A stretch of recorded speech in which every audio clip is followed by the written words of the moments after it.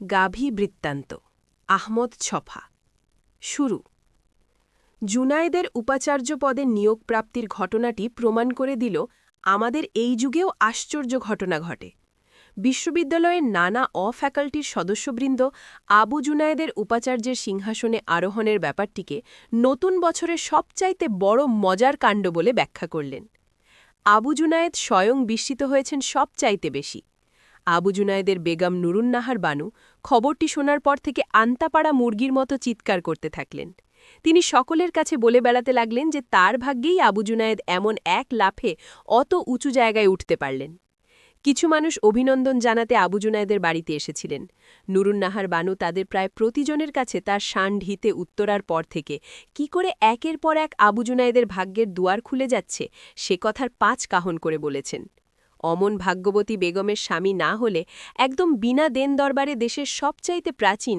সবচাইতে সম্ভ্রান্ত বিশ্ববিদ্যালয়ের উপাচার্যের পদটি কি করে আবু জুনায়েদের ভাগ্যে করে পড়তে পারে যারা গিয়েছিলেন তাদের মধ্যে অনেকেই মুখে কিছু না বললেও মনে মনে মেনে নিতে দ্বিধা করেননি যে একমাত্র স্ত্রী ভাগ্যেই এরকম অঘটন ঘটতে শিক্ষক হিসেবে আবু জুনায়েদ ছিলেন গোবেচারা ধরনের মানুষ গোটা বিশ্ববিদ্যালয়ের মধ্যে ডিপার্টমেন্টে বা ডিপার্টমেন্টের বাইরে তার সঙ্গে কাবো বিশেষ বন্ধুত্ব ছিল না আর আবু জুনায়েদ স্বভাবের দিক দিয়ে এত নিরীহ ছিলেন যে তার সঙ্গে শত্রুতা করলে অনেকে মনে করতেন শত্রুতা করার ক্ষমতাটির বাজে খরচ করা হবে তাই গোটা বিশ্ববিদ্যালয় পাড়ায় তার বন্ধু বা শত্রু কেউ ছিলেন না আমাদের দেশের সবচাইতে প্রাচীন এবং সবচাইতে সম্ভ্রান্ত বিশ্ববিদ্যালয়টি হাল আমলে এমন এক রণচণ্ডী চেহারা নিয়েছে এখানে দন প্রাণ নিয়ে বেঁচে থাকা মোটেই নিরাপদ নয় এখানে যখন তখন মিছিলের গর্জন কানে ঝিম জড়িয়ে দেয় ২ দলের বন্দুকযুদ্ধে যদি পুলিশ এসে পড়ে সেটা তখন ৩ দলের বন্দুকযুদ্ধে পরিণত হয় কোমলমতি বালকেরা যেভাবে চীনা কুড়াল দিয়ে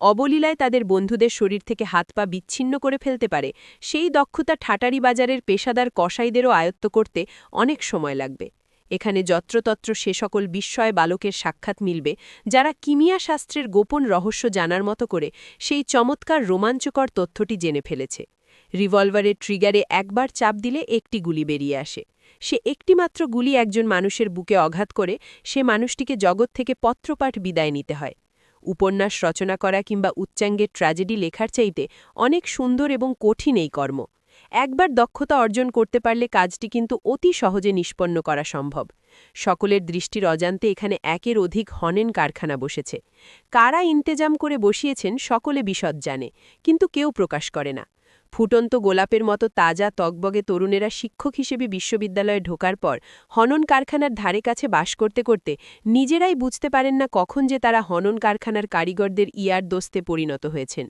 তাই জাতির বিবেক বলে কথিত মহান শিক্ষকদের কারো কারো মুখমণ্ডলের জলছবিতে খুনি খুনি ভাবটা যদি জেগে থাকে তাতে আতকে ওঠার কোনো কারণ নেই এটা পরিবেশের প্রভাব তুখর শীতের সময় সুঠাম শরীরের অধিকারী মানুষের হাতপাগুলোও তো ফেটে যায় বিশ্ববিদ্যালয়টিতে কোনো কাজ অত সহজে হওয়ার কথা নয় সহজে ভর্তি হওয়ার উপায় নেই সহজে পাশ করে ছাত্ররা বেরিয়ে যাবে সে পথ একরকম বন্ধ এখানকার জীবন প্রবাহের প্রক্রিয়াটাই অত্যন্ত জটিল এই জটিলতার আবর্তে ঘুরপাক খেতে খেতে তরুণ তরুণীর হৃদয়াবেগ পর্যন্ত টকে দুধের মতো ফেটে যায় একজন তরুণ শিক্ষককে কোনো ছাত্রাবাসের আবাসিক শিক্ষকের রদ্দিমার্কা কাজটি পেতেও জুতোর শুকতলা ক্ষয় করে ফেলতে হয় কোনো শিক্ষক যখন অবসর নেন তার বাসাটি দখল করার জন্য শিক্ষকদের মধ্যে যেভাবে চেষ্টা তদবির চলতে থাকে কে কাকে ল্যাং মেরে আগে তালা খুলবে সেটাও একটা গবেষণার বিষয়বস্তু হয়ে উঠতে পারে পরীক্ষার খাতা দেখার বেলায় কে কার চাইতে বেশি খাতা হাতিয়ে নিয়েছে তা নিয়ে যে উত্তাপ যে ঠান্ডা যুদ্ধ চলতে থাকে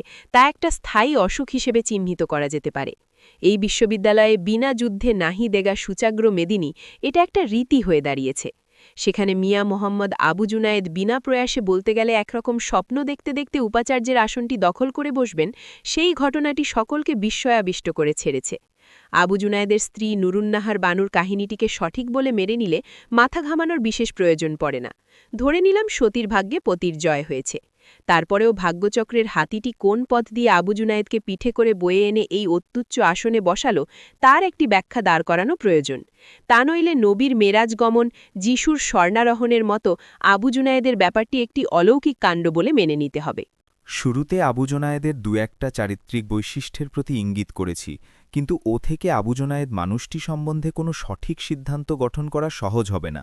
পৃথিবীতে নিরীহ মানুষের সংখ্যাই অধিক। এমনকি আমাদের এই বিশ্ববিদ্যালয়টিতেও তারা এখনও বিরল প্রজাতির প্রাণীতে পরিণত হয়ে যাননি। তত্ত্ব তল্লাশ করলে আরও ২-৫ জন এমন মানুষের সন্ধান পাওয়া অসম্ভব হবে না। এই নিরীহ মানুষেরা এখনও পর্যন্ত কি করে বিশ্ববিদ্যালয়ের পরিবেশে কোনো রকম বিশেষ ব্যবস্থা ছাড়া টিকে আছেন, সেটা কম আশ্চর্যের ব্যাপার নয়। আবু জুনায়েদের দৈনন্দিন জীবনের ছকটা চলুন পর্যালোচনা করে দেখি।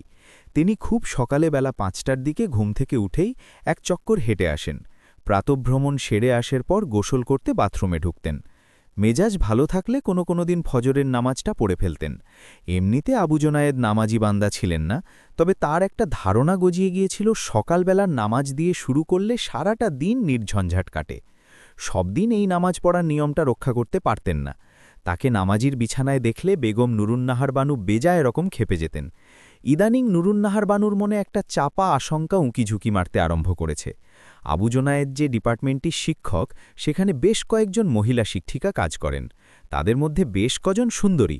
এই সুন্দরীদের একজন আবার অবিবাহিতা। তাকে নিয়ে সবসময় নতুন গুজব রটতে থাকে।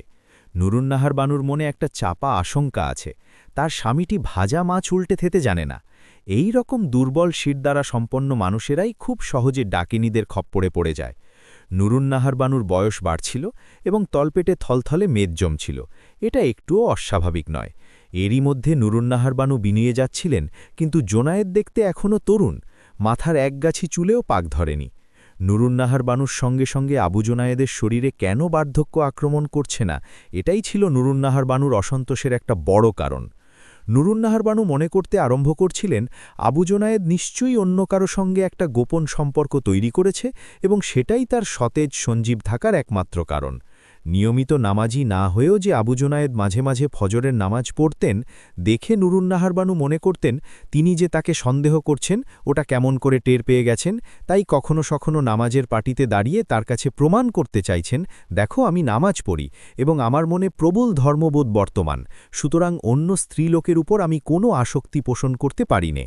কিন্তু নুরুন্নাহার বানু মনে করতেন আবু জুনায়েদ অন্য মেয়ে মানুষের প্রতি আসক্ত হয়ে পড়েছেন, সেটা গোপন করার জন্য মাঝে মাঝে নামাজ পড়ে দেখিয়ে থাকেন। আসলে আবু জুনায়েদের এই লোক দেখানো নামাজ পড়া ভণ্ডামি ছাড়া আর কিছু নয়।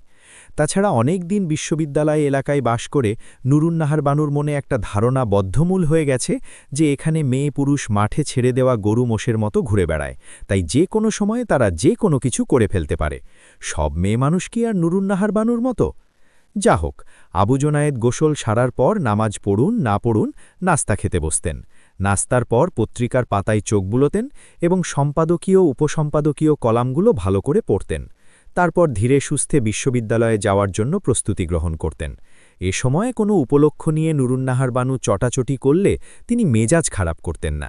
অ্যাটাচি কেসটা দুলিয়ে ডিপার্টমেন্টের দিকে হাঁটা দিতেন। ডিপার্টমেন্টে তিনি 1:30টা কখনো 2টো অবধি কাটাতেন। বিভাগীয় মিটিং বা অন্য কোনো ব্যাপার থাকলে তাকে আরও দেরিতে ফিরতে হতো। আবু জুনায়েদ যেদিন দেরিতে ফিরতেন, নুরুন্নাহার বানুর মেজাজ খিচিয়ে থাকত। তিনি মনে করতেন আজ তার স্বামী সে অবিবাহিতা শিক্ষিকার সঙ্গে লটর-ফটর কোনো একটা কাও করেছেন, নইলে এত দেরি কেন? ডিপার্টমেন্ট থেকে ফিরে অ্যাটাচি কেসটা টেবিলের ওপর রাখতেন, জামাকাপড় ছাড়তেন, তারপর খেতে বসতেন। যেদিন নুরুন্নাহার বানুর মেজাজ ভালো থাকত, পাতে এটা সেটা তুলে দিতেন, পাশে বসে মাছি তাড়াতেন। মেজাজ খারাপ থাকলে রান্নাঘরে গালাবাসন খুন্তি হাঁড়ি নিয়ে প্রলয় কাণ্ড বাঁধিয়ে তুলতেন এবং আবু জুনায়েদের পেয়ারের মাদি বেড়ালটাকে ধরে আচ্ছা করে পেটাতেন। আবু জুনায়েদ ডানে বামে কোনো দিকে না দেখে খাবার গলাধকরণ করে যেতেন। খাওয়ার পর বেসিনের দ্বারে দাঁড়িয়ে হাত মুখ ধোয়ার পর শব্দ করে কুলি করে নিতেন। অবশেষে বিছানার ওপর শরীরটা ছেড়ে দিয়ে বেলা 5টা অবধি ঘুমোতেন। 5টার পর ঘুম থেকে উঠে তিনি আবার ডিপার্টমেন্টের কাজে ব্যস্ত হয়ে পড়তেন। টিউটোরিয়াল খাতা দেখতেন, পরীক্ষার প্রশ্নপত্র তৈরি করতেন, একাডেমিক কাউন্সিলের রিপোর্ট লিখতেন। এসব করতে করতে সন্ধে নেমে আসত। অন্য শিক্ষকেরা এই সময়টিতে ক্লাবে যেয়ে কেউ টেনিস খেলতেন, কেউ দাবার সামনে বসে যেতেন, কেউ গোল হয়ে বসে বিশ্ববিদ্যালয়ের হলুদ ডোরাকাটা বেগুনি দলের নির্বাচন নিয়ে তর্ক জুড়ে দিতেন। কে কাকে ডিঙিয়ে প্রমোশন পেলেন, কার ছেলেমেয়ে বকে যাচ্ছে, কে আধরাতে বউকে ধরে পেটায়, চাকরানি মেয়ের সঙ্গে ফষ্টিনষ্টি করতে যে আচ্ছা নাকাল হয়েছে কে, সরকারি দলে নাম লিখিয়ে কে গুলশানের প্লট বাগিয়ে নিল, ইত্যাকার বিষয় ক্লাবে নিত্যদিন আলোচিত হতো। মিয়া মোহাম্মদ আবু জুনায়েদকে কেউ কখনো ক্লাবের ধারে কাছেও ঘেঁষতে দেখেননি। সন্ধেটি যখন গহন হয়ে নামত, জোনায়েদ সেই পুরনো ব্যাগ নিয়ে হেঁটে হেঁটে বাজারে চলে যেতেন। তরিতরকারি মাছ মাংসের দোকানে গেলে আবু জোনায়েদ নতুন মূর্তি ধারণ করতেন। ডিপার্টমেন্টে, বাড়িতে, বিশ্ববিদ্যালয়, পাড়া সর্বত্র আবু জোনায়েদ মিনমিনে স্বভাবের লোক বলে পরিচিত ছিলেন। কাঁচা বাজারে পদার্পণ করা মাত্রই কোথায় থেকে একটা পৌরুষ এসে তার অস্তিত্বে ভর করত। লাল চোখ পাকিয়ে তরকারিওয়ালাকে ধমক দিতে একটুও ইতস্তত করতেন না। বলে বসতেন, মিয়া, তোমার সাহস তো কম নয়, এই পচা পটলের কেজি 14 টাকা দাবি করছো, তোমার জেল হওয়া উচিত। মাছওয়ালাকে বলে বসতে কসুর করতেন না, দেশে যদি আইন থাকতো তোমার মতো মানুষকে বহু আগেই পুলিশ গ্রেপ্তার করে নিয়ে যেত। কাটা পর্যন্ত পচে ভর্তা হয়ে গেছে এমন মাছের 4 গুণ দাম বেশি দাবি করছো। কসাইলা তো কসাই, ওদের সঙ্গে রাগারাগি করলে রাগের কোনো মূল্যই থাকে না। তাই আবু জোনায়েদ তাদের সম্পর্কে কোনো মন্তব্য প্রকাশ করা থেকে বিরত থাকতেন। তিনি মাংস বিক্রেতাদের ধারে কাছেও যেতেন না, কারণ নুরুন্নাহার বানু মনে করতেন আবু জোনায়েদের তাজা মাংস চিনে নেওয়ার ক্ষমতা নেই। আবু জোনায়েদ রসায়ন শাস্ত্রের অধ্যাপক। রসায়ন বিষয়ক গবেষণাটা তিনি কাঁচা বাজারেই চালাতেন। কাঁচা বাজারের প্রায় সমস্ত দোকানদার নিত্যদিনের ওই মহামান্য খাদ্যটাকে চিনে নিয়েছিল। এই ভদ্রলোকের হাঁক ডাক দরাদবির বহর এত প্রকাণ্ড ছিল যে যদি সম্ভব হতো সকলে মিলে এই আবু জোনায়েদের বাজারে প্রবেশ বন্ধ করে দিত। দোকানদারদের সেরকম কোনো আইন পাশ করার ক্ষমতা থাকলে আবু জোনায়েদের যাওয়া লাটে উঠত। পাক্কা 3টি ঘণ্টা কাটিয়ে ব্যাগ ভর্তি বাজার নিয়ে তিনি বাড়িতে ফিরতেন। আসার সময় তিনি রিকশা চাপতেন। বাজারের ব্যাগ রান্নাঘরে রেখে বাথরুমে ঢুকে অনেকক্ষণ কোত কোত শব্দ করে সারা শরীর থেকে কাঁচা বাজারের স্পর্শদোষ মুছে ফেলতে চেষ্টা করতেন। বাথরুম থেকে বেরিয়ে তিনি বাড়িতে কাঁচা পায়জামা পাঞ্জাবি পরে একটু ফুরফুরে হয়ে ওঠার চেষ্টা করতেন। টেলিভিশন খুলে বাংলা সংবাদটি মনোযোগ দিয়ে শুনতেন। সংবাদ পরে যখন নতুন কোনো প্রোগ্রামের দিকে দৃষ্টিযোগ করতে চেষ্টা করতেন, সেই সময় নুরুন্নাহার বানু কিলচর দিতে দিতে কলেজ পড়ুয়া মেয়েটিকে খাতা বইসহ আবু জোনায়েদের সামনে বসিয়ে দিতেন। অগতয় আবু জোনায়েদকে মেয়েটিকে ক্যালকুলাস এবং ইংরেজি ব্যাকরণের টেন্স, নাম্বার, জেন্ডার এসব শেখাতে হতো। রাতের খাবার খেতে কোনোদিন 10টা বেজে যেত। খাওয়ার পর তিনি চুকচুক করে 1 গ্লাস দুধ পান করতেন। তারপর বাতি নিভিয়ে বিছানায় ঘুমিয়ে পড়তেন। এই সময়ে নুরুন্নাহার বানু বাসি পাউরুটির মতো থলখলে শরীর মেলে ধরে তাকে উস্কে তোলার চেষ্টা করতেন। সব দিন তিনি সাড়া দিতে পারতেন না এবং পাশ ফিরে ঘুমোতেন। নুরুন্নাহার বানু মনে করতেন সেই ডিপার্টমেন্টের ছেনাল শিক্ষিকার সঙ্গে সম্পর্কের কারণে ইদানিং আবু জোনায়েদ শয্যায় তাকে উপেক্ষা করতে আরম্ভ করেছেন। আবু জোনায়েদ ঘুমিয়েই নাক ডাকতে শুরু করতেন। নুরুন্নাহার বানু ভেতরে ভেতরে রাগে ফুঁসতে থাকতেন। আবু জোনায়েদের ঘুমটা গাঢ় হয়ে এলে ঠেলা দিয়ে তাকে জাগিয়ে দিয়ে গন্ডারের মতো নাসিকা গর্জনের জন্য আধরাতে ঝগড়া লাগিয়ে এক ধরনের তৃপ্তি অনুভব করতেন। আবু জোনায়েদের শরীর লম্বা লম্বা কালো কালো লোমে ভর্তি ছিল। একবার তো ম্যাচকাঠি জ্বালিয়ে লোমের বনে আগুনই ধরিয়ে দিয়েছিলেন। মিয়া মোহাম্মদ আবু জোনায়েদের এ সকল অসঙ্গতি, এগুলো কাল্পনিক হোক বা বাস্তব, বেগম নুরুন্নাহার বানু এবং কাঁচাবাজারের দোকানদারেরা ছাড়া অন্য কারও দৃষ্টিতে বিশেষ ধরা পড়েনি। তবে তার বৃদ্ধ শ্বশুর তার মনের ভেতর একটা চাপা ক্ষোভ পুষে রেখেছিলেন। তার পয়সায় আবু জোনায়েদ বিশ্ববিদ্যালয়ে লেখাপড়া করেছেন।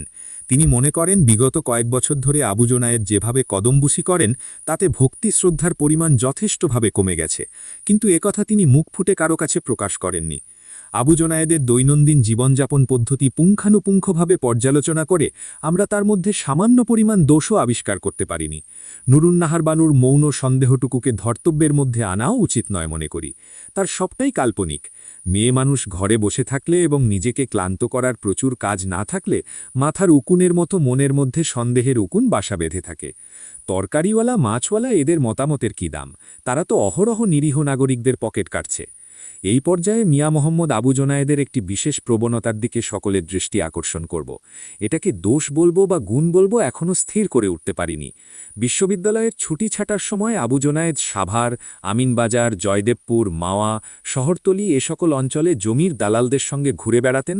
অল্প পয়সায় অধিক জমি কোথায় পাওয়া যায় এবং কিভাবে কেনা যায় সে ধান্দায় মত্ত হয়ে থাকতেন। জমি কেনার আকাঙ্ক্ষা তার মনে মগজে নেশার মতো প্রবেশ করেছিল। তার দৈনন্দিন জীবনযাপন পদ্ধতির মধ্যে ওই একটি বিষয় যেখানে তিনি কোনো শাসন বারণ মানতেন না। আবু জোনায়েদের মনে একটা পেশাগত অহংকার ছিল, সেটা চাপা থাকত। তবু তার যে সমস্ত সহকর্মী নানা প্রতিষ্ঠানে পরামর্শক, জরিপকারকের কাজ করে টাকা পয়সা করে লাল হয়ে যাচ্ছেন, আবু জোনায়েদ তাদের সম্পর্কে নিচু ধারণা পোষণ করতেন। মুখ ফুটে কাউকে কিছু বলার অভ্যেস নেই বলে এ কথাটিও কাউকে বলা হয়নি। তার স্বভাবের মধ্যে পেশাগত অহংকারের সঙ্গে যোগ হয়েছিল একটা জেদ।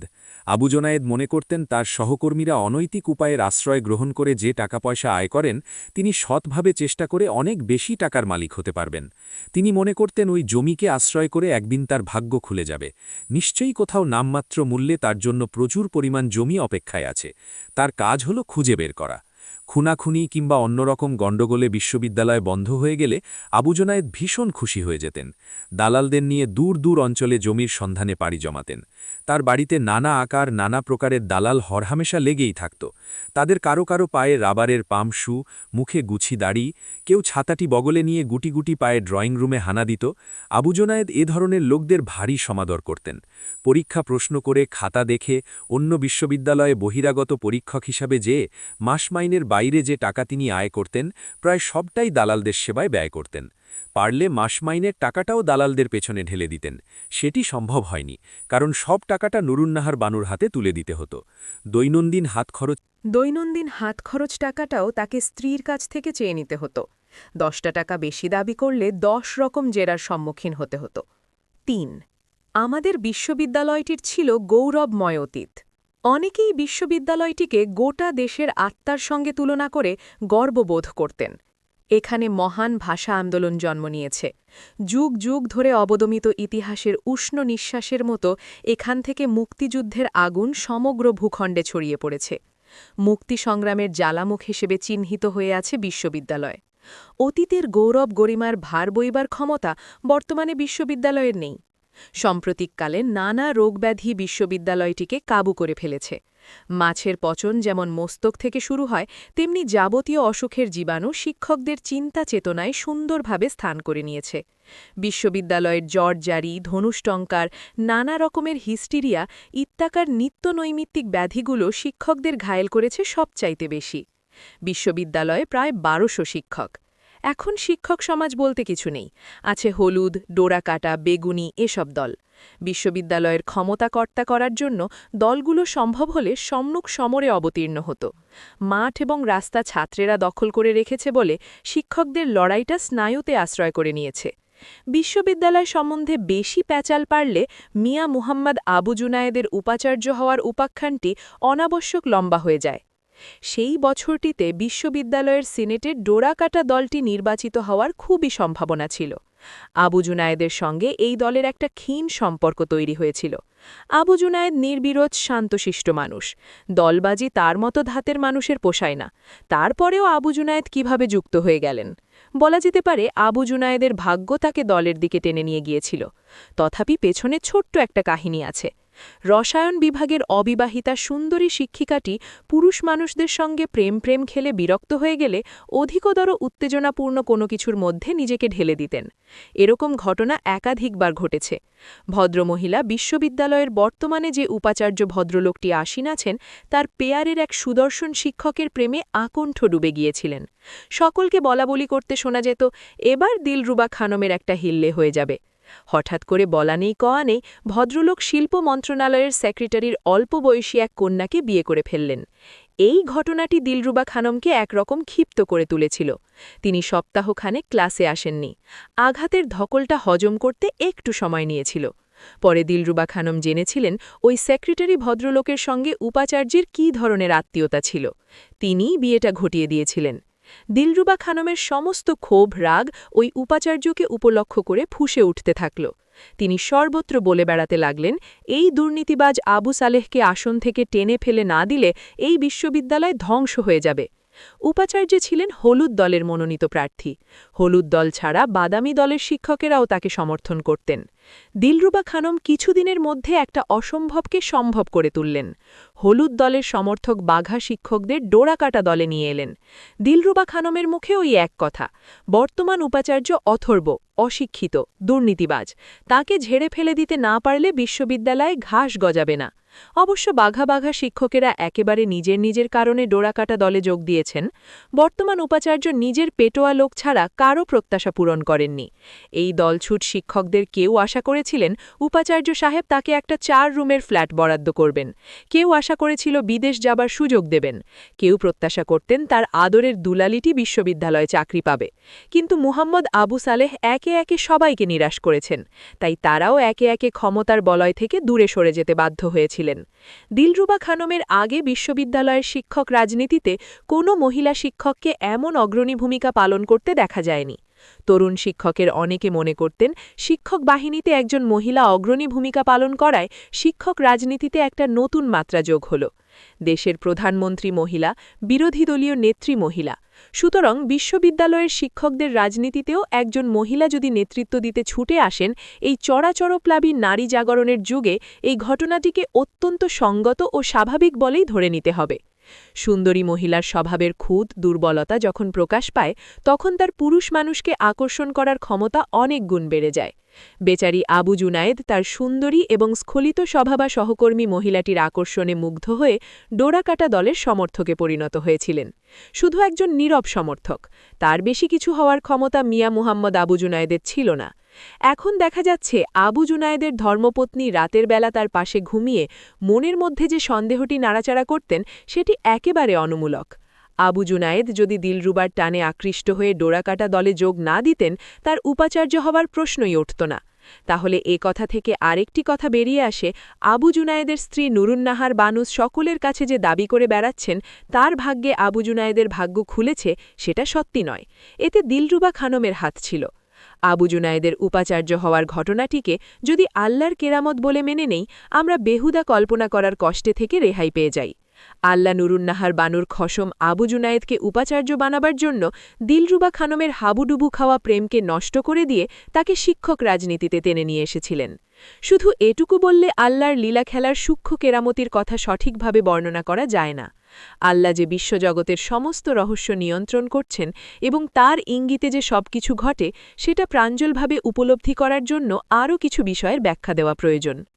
ডোরাকাটা দলে যেসব সিনিয়র শিক্ষক এসে যোগ দিয়েছিলেন, শুরুর দিকে সকলের বুলি ছিল বিশ্ববিদ্যালয়কে বাঁচাতে হবে, প্রশাসনকে দুর্নীতিমুক্ত করতে হবে এবং সর্বক্ষেত্রে সুবিচার প্রতিষ্ঠিত করতে হবে। আর জুনিয়র শিক্ষকদের যাতে তাড়াতাড়ি প্রমোশন হয় এবং তারা তাড়াতাড়ি বিদেশ যেতে পারেন, সেই ব্যবস্থাটিও নিশ্চিত করতে হবে। এগুলো তো হলো নির্বাচনী দাবি, কিন্তু প্রার্থী মনোনয়নের বেলায় একটা মস্ত ঘাপলা দেখা দিল। এবারের নির্বাচনে ডোরাকাটা দলের জয়লাভ করার সমূহ সম্ভাবনা। এই দলের ভেতর থেকে ৩ জন যোগ্য ব্যক্তিকে প্রার্থী হিসেবে বেছে নিয়ে ৩ জনের একটি প্যানেলকে মনোনয়ন দিতে হবে। এই ৩ জনের প্যানেল ঠিক করার সময় শুরু হলো আসল গণ্ডগোল। সাম্প্রতিককালে প্রায় ১২ জন ঝুনো প্রফেসর ডোরাকাটা দলের সমর্থক। তাদের প্রত্যেকেই মনোনয়ন পেতে ভীষণ রকম আগ্রহী। সকলেই মনে করেন তার মতো যোগ্য প্রার্থী পূর্বে কখনও বিশ্ববিদ্যালয়ের সিনেট নির্বাচনে অংশগ্রহণ করেননি। প্রায় সকলেই মনে করেন ২০-২৫ বছর ধরে শিক্ষকতার মহান ব্রতে নিযুক্ত আছেন। অবসর নেওয়ার পূর্বে উপাচার্যের চেয়ারটিতে একটা পাছা ঠেকাতে পারলে নিঃস্বার্থ জ্ঞানসেবার একটা স্বীকৃতি অন্তত মিলে। এই জ্ঞানবৃদ্ধ মহান শিক্ষকদের মধ্যে এ নিয়ে এত ঝগড়াঝাটি হতে থাকল যে সকলে আশঙ্কা পোষণ করতে লাগলেন ডোরাকাটা দলটি না আবার ৩ টুকরো হয়ে যায়। আগের জামানা হলে তলোয়ার দিয়ে প্রতিদ্বন্দ্বীদের মাথা কেটে নিজেকে প্রার্থী হিসেবে ঘোষণা করতেন, কিন্তু মুশকিলের ব্যাপার হল নিজে নিজে ঘোষণা করে প্যানেলভুক্ত প্রার্থী হওয়া সম্ভব নয়। তার জন্য দলের স্বীকৃতি অর্জন করতে হয়। দলের কর্তা ব্যক্তিদের মাথায় আকাশ ভেঙে পড়ল। তারা কিছুতেই সিনিয়র শিক্ষকদের একটা আপোষ মীমাংসায় টেনে আনতে পারলেন না। দিনে রাতে মিটিং করেও কোনো গ্রহণযোগ্য ফর্মুলা বের করা সম্ভব হল না। বুড়ো প্রফেসররা নিজ নিজ অবস্থান এমন দৃঢ়ভাবে আঁকড়ে রইলেন যে বিরক্ত জুনিয়র শিক্ষকেরা তাদের কাছে যাওয়া আসা ছেড়ে দিয়ে যার যার ঘরে ফিরে যাওয়ার কথা চিন্তা করছিলেন। সকলে আবার বলাবলি করতে থাকলেন আবু সালে আরও এক টার্মের জন্য উপাচার্য থেকে যাবেন। ডোরাকাটা দলটাকে বুড়ো প্রফেসররা পাংচার করে দিয়েছেন, সুতরাং আবু সালেহের দল এবারও বিনা বাধায় নির্বাচিত হয়ে যাচ্ছে। ডোরাকাটা দল ১৫ দিন ব্যাপী ঝগড়াঝাটির কারণে ভেঙে ৪ টুকরো হয়ে গিয়েছিল প্রায়। কিন্তু দিলরুবা খানম এবারেও তার ম্যাজিকটা অব্যর্থভাবে প্রয়োগ করলেন। তিনি রিকশা করে তরুণ শিক্ষকদের বাড়ি বাড়ি গিয়ে তাদের বুঝিয়ে সুঝিয়ে এনে জড়ো করলেন। দলীয় ঐক্যটাকে ভেতর থেকে মজবুত করে তুললেন। তারপর তরুণ শিক্ষকদের দিয়ে ঘোষণা করালেন যে সমস্ত সমর্থকদের দলীয় সিদ্ধান্ত মেনে নিতে হবে। যিনি স্বেচ্ছায় মেনে নেবেন না তাকে দল থেকে বের করে দেওয়া হবে। এই ঘোষণাটা ভয়ানকভাবে কাজ দিল। জ্ঞানবৃদ্ধ প্রফেসরদের আস্ফালন আপনা থেকেই থেমে গেল। এত পানি ঘোলা করার পরে আবু সালেহের দলে গিয়ে যে জুটবেন সে পথও খোলা নেই। অগত্যা দলীয় সিদ্ধান্তের জন্য চুপ করে অপেক্ষা করা ছাড়া গত্যন্তর রইল না। ডোরাকাটা দলের সমর্থকেরা বৈঠকের পর বৈঠক করে প্যানেলের জন্য 2 জন মানুষকে বেছে নিলেন। বিশ্ববিদ্যালয়ের শিক্ষক সমাজে তাদের মোটামুটি সুনাম আছে। তারা প্রতিপক্ষকে খুন করে নিজেরা মনোনীত হওয়ার উগ্র আকাঙ্ক্ষা বিশেষ ব্যক্ত করেননি। 2টি নাম তো পাওয়া গেল, কিন্তু তৃতীয় নামটির বেলায় তারা মস্ত ফাঁপড়ে পড়ে গেলেন। সমস্ত ডোলেকাটা দলে আর একটিও মানুষ নেই যাকে মনোনয়ন দিলে দলে বিতর্ক সৃষ্টি হবে না। মিয়া মুহাম্মদ আবু জুনায়েদকে মনোনয়ন দিলে কোনো বিতর্ক হতো না, এটা সকলেই জানতেন, কিন্তু তার কথা একটিবারও কারো মনে আসেনি। তিনি প্রফেসর বটে, বিবেশের নাম করা একটা বিশ্ববিদ্যালয়ের ডক্টরের ডিগ্রিও আছে, ছাত্রী কিংবা সহকর্মী কাউকে নিয়ে লটর-ফটর করার অপবাদও কেউ তাকে দিতে পারবেন না। পরীক্ষার খাতা দেখার বেলায় তিনি মোটামুটি নিরপেক্ষতা মেনে চলেন। ডোরাকাটা দলের সমর্থক হওয়া সত্ত্বেও তার নাম কারও মনে আসেনি, কারণ তার মতো গোবেচারা মানুষের নাম উপাচার্যের জন্য বিবেচিত হতে পারে এটা কেউ স্বপ্নেও চিন্তা করতে পারেননি। এদিকে সময় বয়ে যাচ্ছিল। আজকের রাতটাই সময়। আগামীকাল সকাল 10টার মধ্যে 3 জন প্রার্থীর প্যানেল ঘোষণা দিতে হবে, তারপর নির্বাচন হবে। তৃতীয় নামটির জন্য দলের মধ্যে আবার উৎকণ্ঠা ঘনীভূত হয়ে উঠল। একজন প্রবীণ শিক্ষক তো মন্তব্যই করে বসলেন, চলুন ফেরা যাক, এবারেও আবু সালিহের কাছে আত্রা হেরে গেলাম। ডোরাকাটা দলের ভাগ্য চিকন সুতোয় ঝুলছিল। এই শেষ মুহূর্তটিতে দিলরুবা খানম আবার ত্রাণকর্ত্রীর বেশে এসে দেখা দিলেন। প্রবীণ শিক্ষক ড সারোয়ারের মুখ থেকে কথা টেনে নিয়ে বললেন, আমরা আবু সালেহের কাছে হার মানব কেন, আর ফিরেও বা যাব কেন? দিন 1 টুকরো কাগজ, আমি তৃতীয় প্রার্থীর নাম লিখে দিচ্ছি। তারপর নিজে ভ্যানিটি ব্যাগের চেন খুলে ডায়েরি বের করে একটা বাতিল খাতা ছেড়ে একটানে মিয়া মুহাম্মদ আবু জুনায়েদের নামটা লিখে দিয়েছিলেন। পড়ে ওর মুখ চাওয়াচাওয়ি করতে লাগলেন। 2-1 জন হাসি চাপতে পারলেন না। ড সারোয়ার মহা বিরক্ত হয়ে বলে বসলেন, এটা কা করলেন? দিলরুবা খানম চিবিয়ে চিবিয়ে বললেন, এটা হলো গিয়ে আপনার 3 নম্বর নাম। আমাদের 3টি নামের একটি প্যানেল দেওয়ার কথা, সে 3টি নাম পুরো হলো, আর কোনো কথা নয়, এখন যে যার ঘরে চলে যেতে পারেন। সকলে এত ক্লান্ত এবং বিরক্ত হয়ে পড়েছিলেন যে আর কথা বাড়ানো উচিত মনে করলেন না।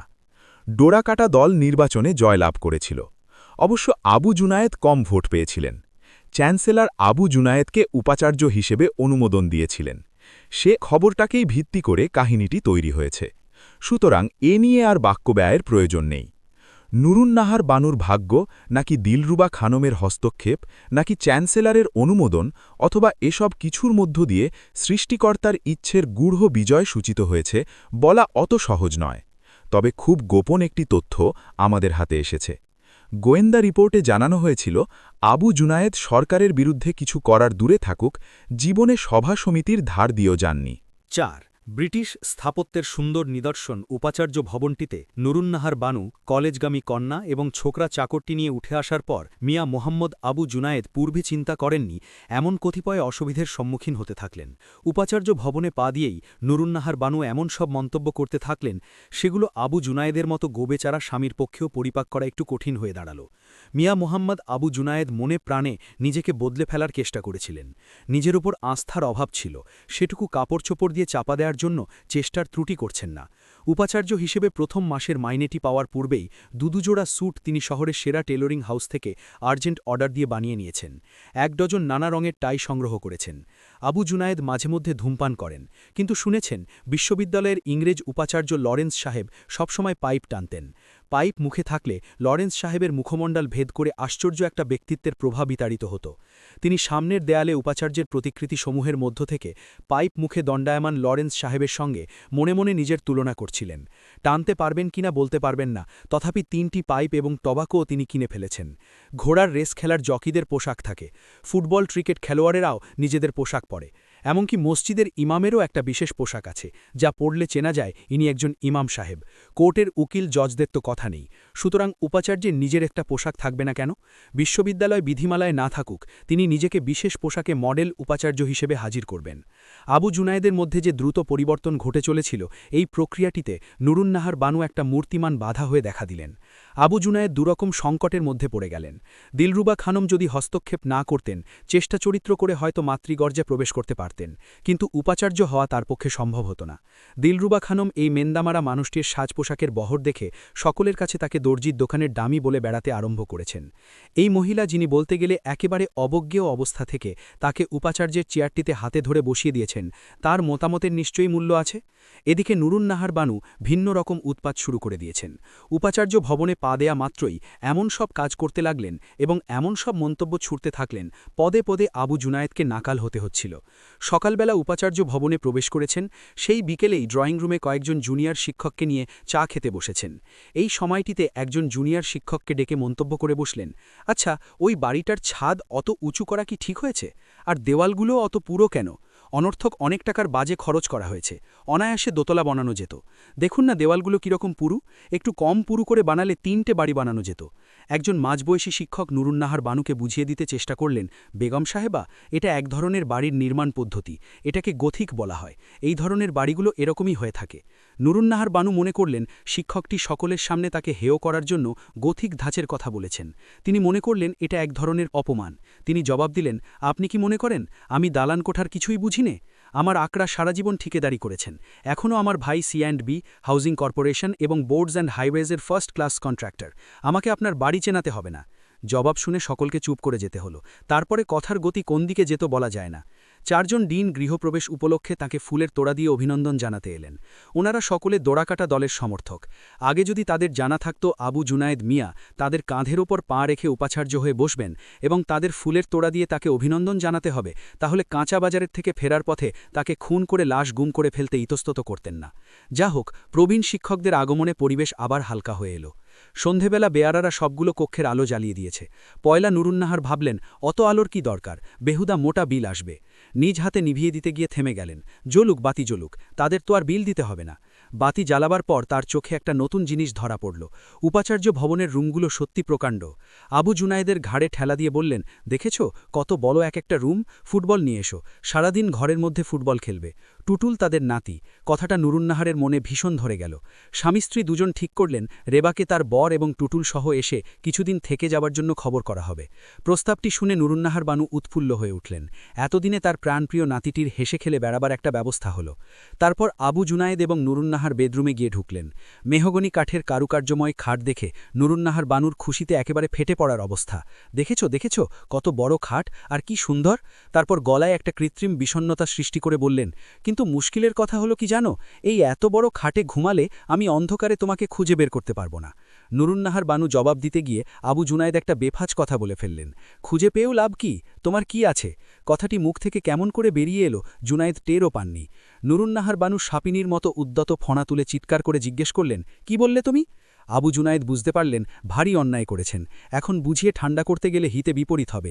তিনি তাড়াতাড়ি বেডরুম থেকে বেরিয়ে ড্রয়িং রুমে চলে এলেন এবং বেয়ারাকে বললেন, ড্রাইভারকে গাড়ি বের করতে বলো।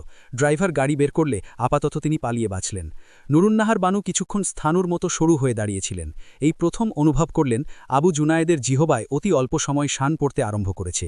একটা দীর্ঘশ্বাস ফেলে আয়নার দিকে তাকালেন। নিজের ছবি দেখে মুশি মেরে আয়নাটা ভেঙে ফেলার ইচ্ছে হচ্ছিল। এই সময় ড্রয়িং রুমে টেলিফোনটা বেজে যাচ্ছিল। তাড়াতাড়ি নুরুন্নাহার বানু টেলিফোনটা ধরে জিজ্ঞেস করলেন, হ্যালো, কে কথা বলছেন? ওপার থেকে নারী কণ্ঠের আওয়াজ ভেসে এলো, ভিসি স্যার আছেন? না, নেই। খুব ভারী এবং গম্ভীর কণ্ঠে জবাব দিলেন নুরুন্নাহার বানু। কবে পাওয়া যাবে? কেন, আপনার কি দরকার? আমি তার ডিপার্টমেন্টের একজন কলিগ, একটু কথা ছিল। ওপার থেকে জবাব এলো, কি নাম আপনার? আমার নাম দিলরুবা খানম। নামটি শোনামাত্র নুরুন্নাহার বানু টেলিফোনে চিৎকার করে উঠলেন, আমার স্বামীর সঙ্গে আপনি রাতের বেলা কি কথা বলতে চান? শুনুন দিলরুবা খানম, আপনাকে আমি চিনি। ঘা নটকানোর মতো অনেক যুবক পুরুষ এই বিশ্ববিদ্যালয়ে ঘুরে বেড়াচ্ছে। তাদের কারো একজনের ঘাড়ে বসুন, আমার সংসারটিকে এমন সর্বনাশ করবেন না। আর কথা নয়, টেলিফোন রাখলাম। উপাচার্য ভবনের প্রথম রাতটি আবু জুনায়েদের জন্য ছিল অগ্নি পরীক্ষার রাত। রাত 10টার দিকে বাইরে থেকে ফিরে এসে দেখেন ঢাকা দেয়া ভাত তরকারি পড়ে আছে। নুরুন্নাহার বানু ছুঁয়েও দেখেননি। আবু জুনায়েদের বুকটা কেঁপে গেল। সরাসরি বেডরুমে প্রবেশ করতে সাহস পেলেন না। তিনি বাঁদিকে বাঁক ঘুরে মেয়ের ঘরে গেলেন। জিজ্ঞেস করলেন, দিলু, তুমি খেয়েছ? হ্যাঁ বাবা, কবে? মেয়ে জবাব দিল, তোমার মা খায়নি কেন বলতে পারো? অসুখ বিসুখ করে নিত? আব্বা, মেজাজ খারাপ করাটাই মায়ের স্বভাব। কি হয়েছে আমি বলতে পারবো না, এসব তোমাদের ব্যাপার, তোমরা দেখবে। আমাকে টানতে চেষ্টা করছো কেন? আমার ভীষণ ঘুম পাচ্ছে, আমি এখন ঘুমোবো। অগত্যে আবু জুনায়েদকে বেডরুমে প্রবেশ করতে হলো। দেখেন নুরুন্নাহার বানু মেহগনি কাঠের অপূর্ব কারুকার্যময় খাটে বাঁকা হয়ে শুয়ে আছেন। তিনি কপালে হাত দিলেন। জর্জারি কিছু নয়, অসুখটা অন্য জায়গায়। তিনি আস্তে আস্তে নুরুন্নাহার বানুর শরীরে হাত বুলিয়ে ডাকতে লাগলেন, এই ওঠো, খাবার পড়ে আছে, অনেক রাত এখন, সারাদিন তো কম ধকল যায়নি। নুরুন্নাহার বানু কোনো সারা শব্দ করলেন না, যেমন ছিলেন তেমনই শুয়ে রইলেন। আবু জুনায়েদ আরও একটু জোরে ঠেলা দিয়ে তাকে জাগিয়ে তোলার জন্য ডাকাডাকি করতে লাগলেন। নুরুন্নাহার বানু এবার হাউমাউ করে কেলে বিছানার ওপর উঠে বসলেন। তারপর চিৎকার করে বলতে লাগলেন, আমার আব্বা তোমাকে পড়ার খরচ না জোগালে আজ তুমি কোথায় থাকতে? আকা নিজের কাড়ি কাড়ি টাকা খরচ করে ওরকম একজন ছোট লোকের কাছে তোমার আদরের মেয়েকে তুলে দেওয়ার বদলে তাকে খুন করে ফেললে না কেন? তোমার কাছে হাত পাতা মেনি বেড়ালটির সাহস কতদূর বেড়েছে আর ঘাড় কতটা মোটা হয়েছে তুমি নিজের চোখে দেখে যাও। আজ সে আমাকে নিয়ে ঠাট্টা বিদ্রুপ করে বেড়ায়, রাতের বেলা গাড়ি করে তার মেয়ে মানুষদের নিয়ে ঘুরে বেড়ায়। আব্বা, তোমার ছোট মেয়ের কপালে আল্লাহ কি দুঃখ লিখেছে দেখে যাও। আবু জুনায়েদ তার মুখে হাত চাপা দিয়ে বললেন, একটু ঠান্ডা হও, এসব আবল তাবল কি বলছ? নুরুন্নাহার বানু হাতটা মুখ থেকে সরিয়ে দিয়ে আরও জোরে চিৎকার করে বললেন, আমি ঠান্ডা হলে তোমার খুব আনন্দ হয় না? আমি হাঁটে হাঁড়ি ভেঙে দেব, আমার আম্মাকে ভাইকে ডাকব, তোমার মেয়ে জামাই সবাইকে খবর দিয়ে এনে সকলের সামনে প্রমাণ করব রাতের বেলা তুমি ওই কসবি দিলরুবার সঙ্গে কোথায় কোথায় মজা করতে যাও। ঘরে মেয়ে আছে, মাগির সে কথাটাও মাথায় আসেনি, টেলিফোন করে বলবে স্যারকে চাই। আবু জুনায়েদ নুরুন্নাহার বানুর মাথায় হাত বুলোতে বুলোতে বললেন, দেখো, এসব কথা তুমি মন থেকে বানিয়ে বানিয়ে বলছ। আমি গাড়ি করে তোমার ভাইয়ের বাড়িতে গিয়েছিলাম, তুমি টেলিফোন করে দেখো। ধার্মিক সাবার চেষ্টা করবে না, তোমাকে আমি হাড়ে হাড়ে চিনেছি। কতদিন থেকে ওই কোসবির সঙ্গে তোমার লীলা চলছে? কার কথা বলছ? আমি কোনো মহিলাকে চিনি না, কারোর সঙ্গে আমার কোনো রকমের সম্পর্ক নেই। এবার নুরুন্নাহার বানু আবু জুনায়েদের চোখে চোখ রেখে বললেন, তুমি বলতে চাও তোমার সঙ্গে দিলরুবা খানমের গোপন পীড়িত নেই? ছি ছি, কি বলছো তুমি? চুপ করো, দারোয়ান বেয়ারা শুনলে কি বলবে? নুরুন্নাহার বানু কণ্ঠস্বর আরও বাড়িয়ে বললেন, আমি সকলকে ডেকে শোনাব। ওই মাগি দিলরুবা টেলিফোনে আকুপাকু করে বলে কেন স্যারকে চাই? এই রাতে স্যারকে কেন চাই? নুরুন্নাহার মুখের একটা ভঙ্গি করলেন। আবু জুনায়েদ এবার উপলব্ধি করতে পারলেন তার দুর্ভোগের এই সবে শুরু। নুরুন্নাহার বানু কাটা কলাগাছের মতো ধপ করে বিছানায় পড়ে হাঁপুসুপুস করে কাঁদতে লাগলেন। তাদের চিৎকার সহ্য করতে না পেরে পাশের ঘর থেকে মেয়েটি বেরিয়ে এসে বলল, আব্বা আম্মা, আধারাতে তোমরা এসব কি শুরু করে দিয়েছ? সব কথা সব লোক শুনছে, কাল থেকে পাড়ায় মুখ দেখাবার উপায় থাকবে না। সে বাতি নিভিয়ে দিয়ে নিজের ঘরে চলে গেল। পরের দিন ভোর হওয়ার অনেক আগেই নুরুন্নাহার বানুর ঘুম ভেঙে গেল। আসলে সারা রাত তিনি দুচোখ এক করতে পারেননি। তার বুকের ভেতরটা জ্বলেছে। এবার থেকে তার পরাজয়ের পালা শুরু হল। তার স্বামীর পদোন্নতি হওয়ার সংবাদ শোনার পর থেকে সকলের কাছে বলে বেড়াচ্ছিলেন তার ভাগ্যেই আবু জুনায়েদের জীবনের মোড় ঘুরে গেছে। সে কথা মনে হওয়ায় এখন নিজেকে ধিক্কার দিতে ইচ্ছে করল। মোল্লা আজান দেয়ার সঙ্গে সঙ্গে তিনি বিছানা থেকে উঠে পড়লেন। আবু জুনায়েদ বাম কাত হয়ে শুয়ে আছেন, তার নাক ডাকছে। নুরুন্নাহার বানু মনে করতে থাকলেন ওই মানুষটাই তার সারা জীবনের সমস্ত দুর্ভাগ্যের কারণ। মশারির বাইরে এসে স্পঞ্জে পা ঢুকিয়ে দাঁড়াতে গিয়ে অনুভব করলেন তিনি ভীষণ ক্ষুধার্ত। তক্ষুনি তার মনে পড়ে গেল গতরাতে তিনি কিছু মুখে তলেননি। ডাইনিং রুমে এসে দেখেন গতরাতের ঢাকা দেয়া খাবার তেমনি পড়ে আছে। তিনি বাথরুমে গিয়ে মুখ হাতে পানি দিয়ে খেতে বসে গেলেন। ক্ষুধাটা পেটের ভেতর হুস্কার তুলছিল, তাই বাঁশি ভাতে আটকাল না। ঢকঢক পানি খেয়ে নিয়ে কিচেনে ঢুকে এক কাপ চা করে আস্তে আস্তে খেতে লাগলেন। চা খাওয়া হয়ে গেলে তিনি হুড়কো খুলে বাইরে চলে এলেন। অল্প অল্প শীত করছিল, তাই একটি হালকা চাদর পরে নিয়েছিলেন। প্রথম সূর্যের আলো গাছপালার ওপর এসে পড়েছে। ঘাসের ওপায় শিশির বিন্দুগুলো টলটল করছে।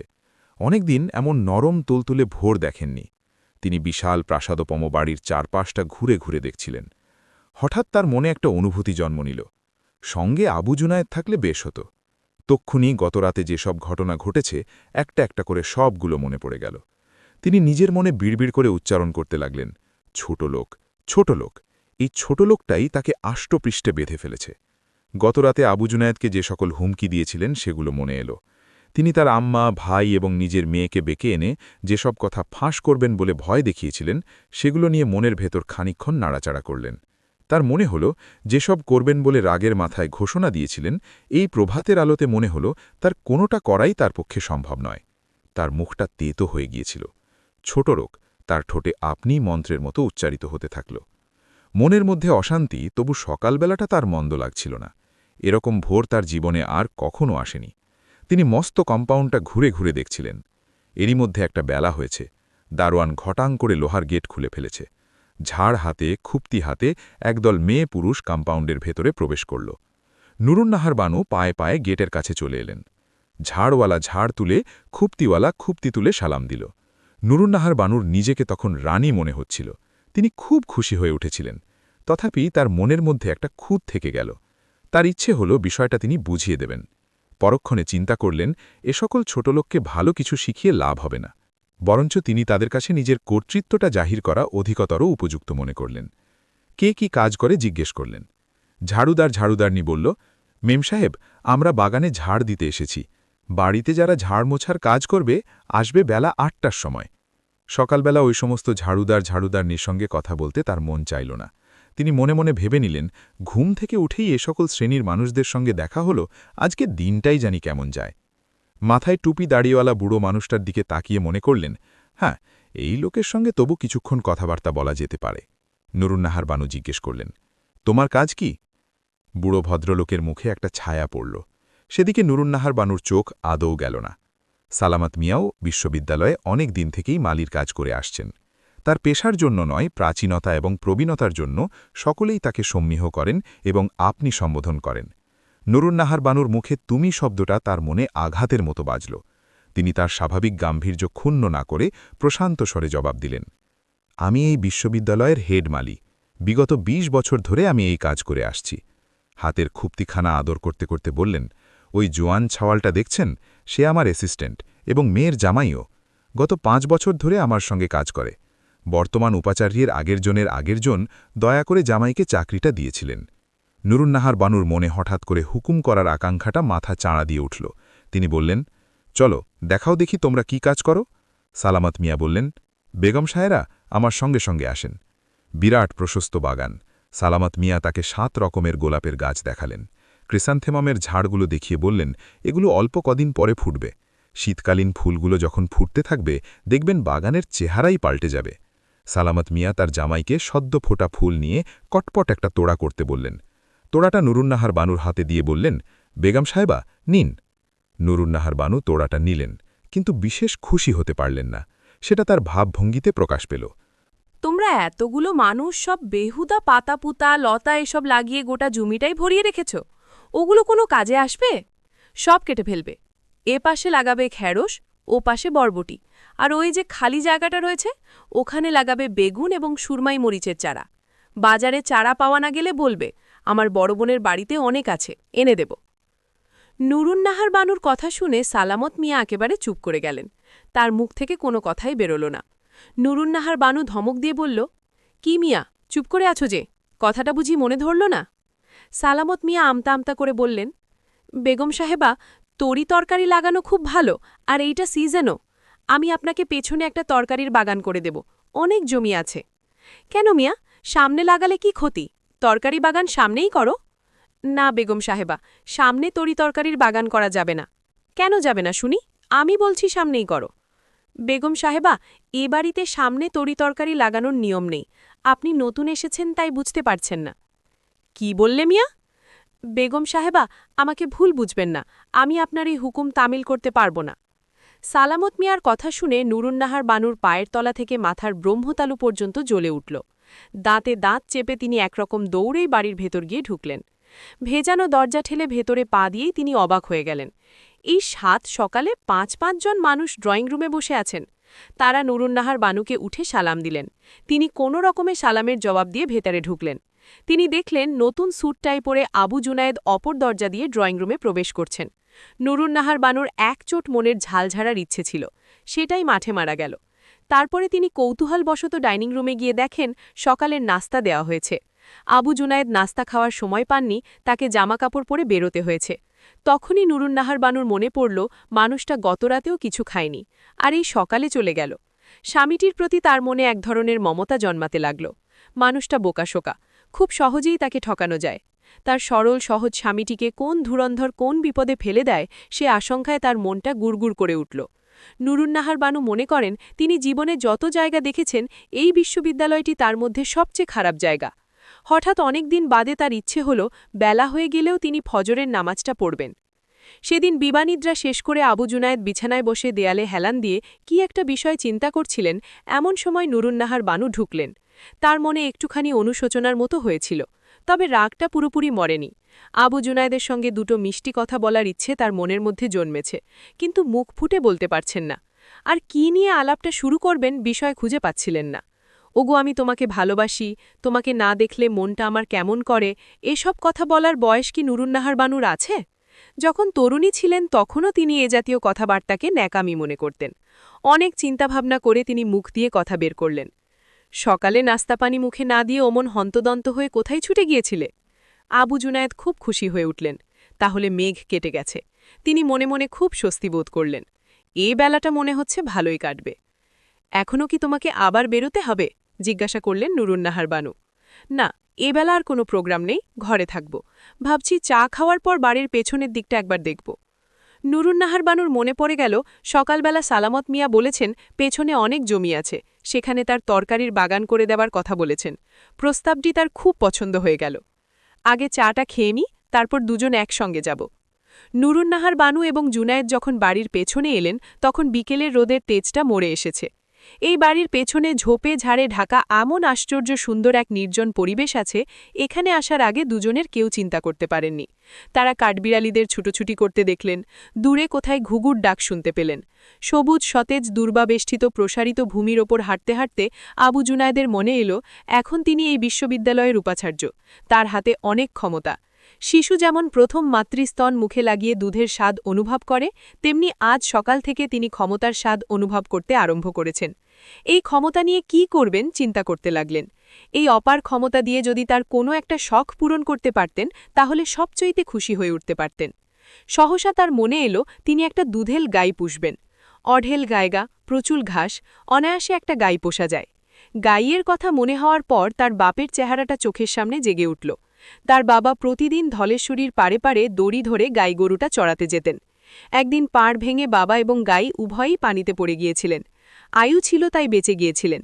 এই গাইয়ের এক গ্লাস টাটকা গরম ফেনা ওঠা দুধ প্রতিদিন বিকেলবেলা তাকে পান করতে হতো। বাবা মরেছেন কতদিন হয়ে গেল, তবুও মনে হয় গতকালের ঘটনা। আবু জুনায়েদ বারবার পরীক্ষায় ভালো করতেন। পরীক্ষায় ভালো করার পেছনে আবু জুনায়েদের প্রকৃতিদত্ত মেধা নাকি গাইয়ের দুধের উপকার, এই দুটোর মধ্যে কোনটা সত্যি এখনও স্থির করতে পারেননি। দুধের ব্যাপারে তিনি ভাবনা চিন্তা করছিলেন, সুতরাং স্বাভাবিকভাবেই গোয়ালদের কথা মনে এলো। এদের স্বভাব চরিত্র ভীষণ খারাপ। দুধের মধ্যে শহরের ড্রেনের পানি মিশেল দিতেও তাদের আটকায় না। সমস্ত গোয়াল শ্রেণীর ওপর তার ভয়ানক রাগ। উপাচার্যের বদলে গোয়ালদের শায়েস্তা করার কোনো চাকরি যদি পেতেন তার ধারণা তিনি আরও সুখী হতেন। মানুষের এই শত্রুদের তিনি থামের সঙ্গে বেঁধে আচ্ছা করে চাপকাবার হুকুম দিতেন। তিনি হাঁটছিলেন আর অস্ফুটে কিসব বলছিলেন। নুরুন্নাহার বানুর মনে হল তার স্বামীটি তারই চোখের সামনে ভিন্ন প্রাণীতে পরিণত হয়ে যাচ্ছে। তার রূপান্তর পরিবর্তনের সবগুলো চিহ্ন তার চোখে এখন স্পষ্টভাবে ধরা পড়তে আরম্ভ করেছে। আবু জুনায়েদ ছাতিম গাছটিতে পিঠ ঠেকিয়ে শতকগতি করার মতো বলে ফেললেন, আমি একটা দুধেল গাই কিনব। এখন রাখার জায়গার অভাব নেই এবং ঘাসও বিস্তর। একটা গরু পোষার শখ অনেক দিনের, এবার আল্লাহ আশা পূরণ করার সুযোগ দিয়েছেন। নুরুন্নাহার শুনে লাফিয়ে উঠলেন, সত্যি তুমি গাই কিনবে? হ্যাঁ, আবু জুনায়েদ জবাব দিলেন। খুশিতে নুরুন্নাহার আবু জুনায়েদকে দু হাতে জড়িয়ে ধরলেন। আবু জুনায়েদ তার মুখ চুম্বন করলেন। 5 মিয়া মোহাম্মদ আবু জুনায়েদ 3 পিস স্যুট পরতে অভ্যস্ত হয়ে উঠছিলেন। দিলরুবা খানম যতই তাকে দর্জির দোকানের ডামি বলে লোকসমাজে অপদস্থ করতে চেষ্টা করুন না কেন, স্যুটটাই পরলে কোত্থেকে একটা আলগা বুকের বল তিনি অনুভব করেন। স্যুট পরে তিনি অফিস করেন, স্যুট পরে লোকজনের সঙ্গে দেখা করেন। যেদিন স্যুট গায়ে থাকে না সেদিন নিজেকে ভালি বেচারা বেচারা বোধ করতে থাকেন। আবু জুনায়েদ মনে করতে থাকেন তিনি উলঙ্গ রয়েছেন, আর সব মানুষ তার যাবতীয় অক্ষমতা, দুর্বলতা, এমনকি পেটের ভেতরের নাড়িগুনি পর্যন্ত দেখে ফেলছে। বাড়িতেও সর্বক্ষণ স্যুট পরে থাকতে চেষ্টা করেন। এই পোশাকটা তার শরীরে নতুন জন্মানো চামড়ার মতো সাপটে থাকে। মোট কথা, এই কয়দিনে তার এতদূর রূপান্তর ঘটেছে, মাঝে মাঝে তিনি ভাবতে চেষ্টা করেন এই স্যুট, এই টাই সহ তিনি মাতৃগর্ভ থেকে ভূমিষ্ঠ হয়েছিলেন কিনা। যেদিন থেকে তিনি উপাচার্যের আসনটিতে বসেছেন বুঝে গেছেন এই পোশাকটাই তার একমাত্র ভরসা। এই পোশাকই তাকে সোলেমানি গালিচার মতো বিপদ আপদ থেকে উদ্ধার করবে। এই গোটা বিশ্ববিদ্যালয়ে একজনও তার বন্ধু নেই। সেই নিষ্ঠুর তেতো সত্যটেই তিনি দাঁত তোলার মতো বেদনা দিয়ে অনুভব করেছেন। বেগম নুরুন্নাহার বানু তার স্বামীর বেশভূষা দেখে হাসি ঠাট্টা করতে চেষ্টা করেন, কিন্তু মজার কথা হল নির্মল হাসি ঠাট্টা নুরুন্নাহার বানুর মুখ থেকে বেরোয় না। তিনি জখম না করে কাউকে কিছু বলতে পারেন না। একবার আবু জুনায়েদ ড্রেসিং টেবিলের সামনে দাঁড়িয়ে টাইয়ের গেরোটি ঠিক করছিলেন, দেখে নুরুন্নাহার রানহু মন্তব্য করে বসলেন, তুমি কি মনে করো স্যুটবুট করলে তোমাকে সুন্দর দেখায়? তোমার হনুমানের মতো চেহারার কোনো খোলতাই হয়? কথাটি শুনে আবু জুনায়েদ ভীষণ রেগে গেলেন। জবাবে বললেন, আমাকে কেমন দেখায় তা নিয়ে তোমার মাথা ব্যথা কেন? নুরুন্নাহার বানু আবু জুনায়েদকে মুখ থেকে কথা টেনে নিয়ে চিবিয়ে চিবিয়ে বললেন, আমার কেন মাথা ব্যথা হবে? মাথা ব্যথা হবে ওই খানকি দিলরুবা খানমের। আমার আব্বা যদি তোমার পেছনে গাঁটের টাকা না ঢালতেন, আজকে তুমি কোথায় থাকতে? মিয়া মোহাম্মদ আবু জুনায়েদকে নিয়ে ঠাট্টা মশকরা করার লোকের অভাব নেই। সম্প্রতি তিনি বিশ্বস্ত সূত্রে সংবাদ পেয়েছেন, শিক্ষক সমিতির সভায় একজন প্রবীণ শিক্ষক রসিকতা করে তাকে ওরাংওটাংয়ের সঙ্গে তুলনা করেছেন। দিলরুবা খানম তাকে হরদম দর্জির দোকানের ডামি বলে সকলের কাছে প্রচার করে বেড়াচ্ছেন। বুড়ো বুড়ো শিক্ষকেরা তার নামে ওটা কেন বলে বেড়ান, বিলকুল তিনি বুঝতে পারেন। তার মতো শিক্ষক সমাজের একজন অপাংতেয় মানুষ ভাগ্যের কৃপায় তাদের নাকের ডগার উপর দিয়ে উপাচার্যের আসন দখল করে বসলেন, তাদের দৃষ্টিতে এটা অপরাধ। এই কারণেই তাদের সকলের নখ দাঁত গজিয়েছে। মিয়া মোহাম্মদ আবু জুনায়েদ যতই বোকা হয়ে থাকুক না কেন, ওই ব্যাপারটা বুঝার মতো বুদ্ধি তার আছে।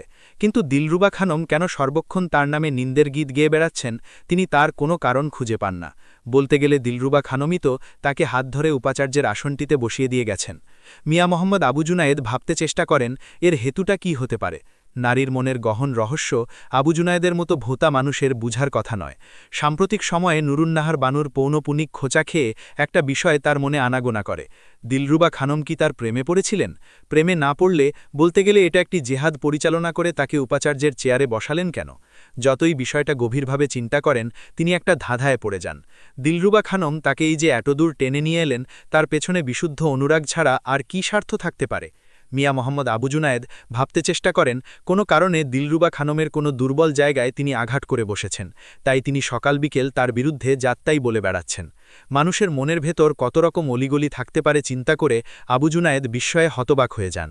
নুরুন্নাহার বানু যদি ক্রমাগতভাবে দিলরুবা খানমের নাম করে তাকে খোঁচা না দিতেন, এদিকটা চিন্তা করে দেখার ফুরসতও তার হতো না।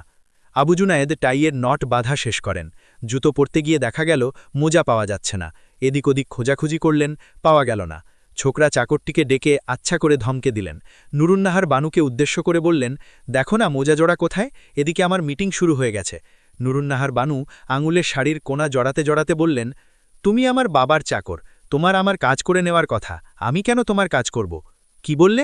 আবু জুনায়েদ জোরে চিৎকার দিয়ে উঠলেন। নিজের কণ্ঠস্বরে নিজেই অবাক হয়ে গেলেন। তোমার বাবার কাছে চলে যাও, যে টাকার খোঁটা প্রতিদিন দিয়ে যাচ্ছ আমি সুদে আসলে শোধ করে দেব। তারপর মোজা না পড়েই আবু জুনায়েদ জুতোয় খালি পা গলিয়ে বাড়ি থেকে বেরিয়ে গিয়েছিলেন। আবু জুনায়েদ চলে যাওয়ার পর নুরুন্নাহার বানু জলটা জনে নিয়ে সবটা পানি ঢকঢক করে পান করে ফেললেন। মিনমিনে স্বভাবের আবু জুনায়েদ কখনো ভাজা মাছটি উল্টে খেতে জানতেন না। সেই মানুষটি কত প্রচণ্ড হতে পারেন তার প্রমাণ নুরুন্নাহার বানু হাতে নাতে পেয়ে গেলেন। তার সারা শরীর জ্বালা করছিল।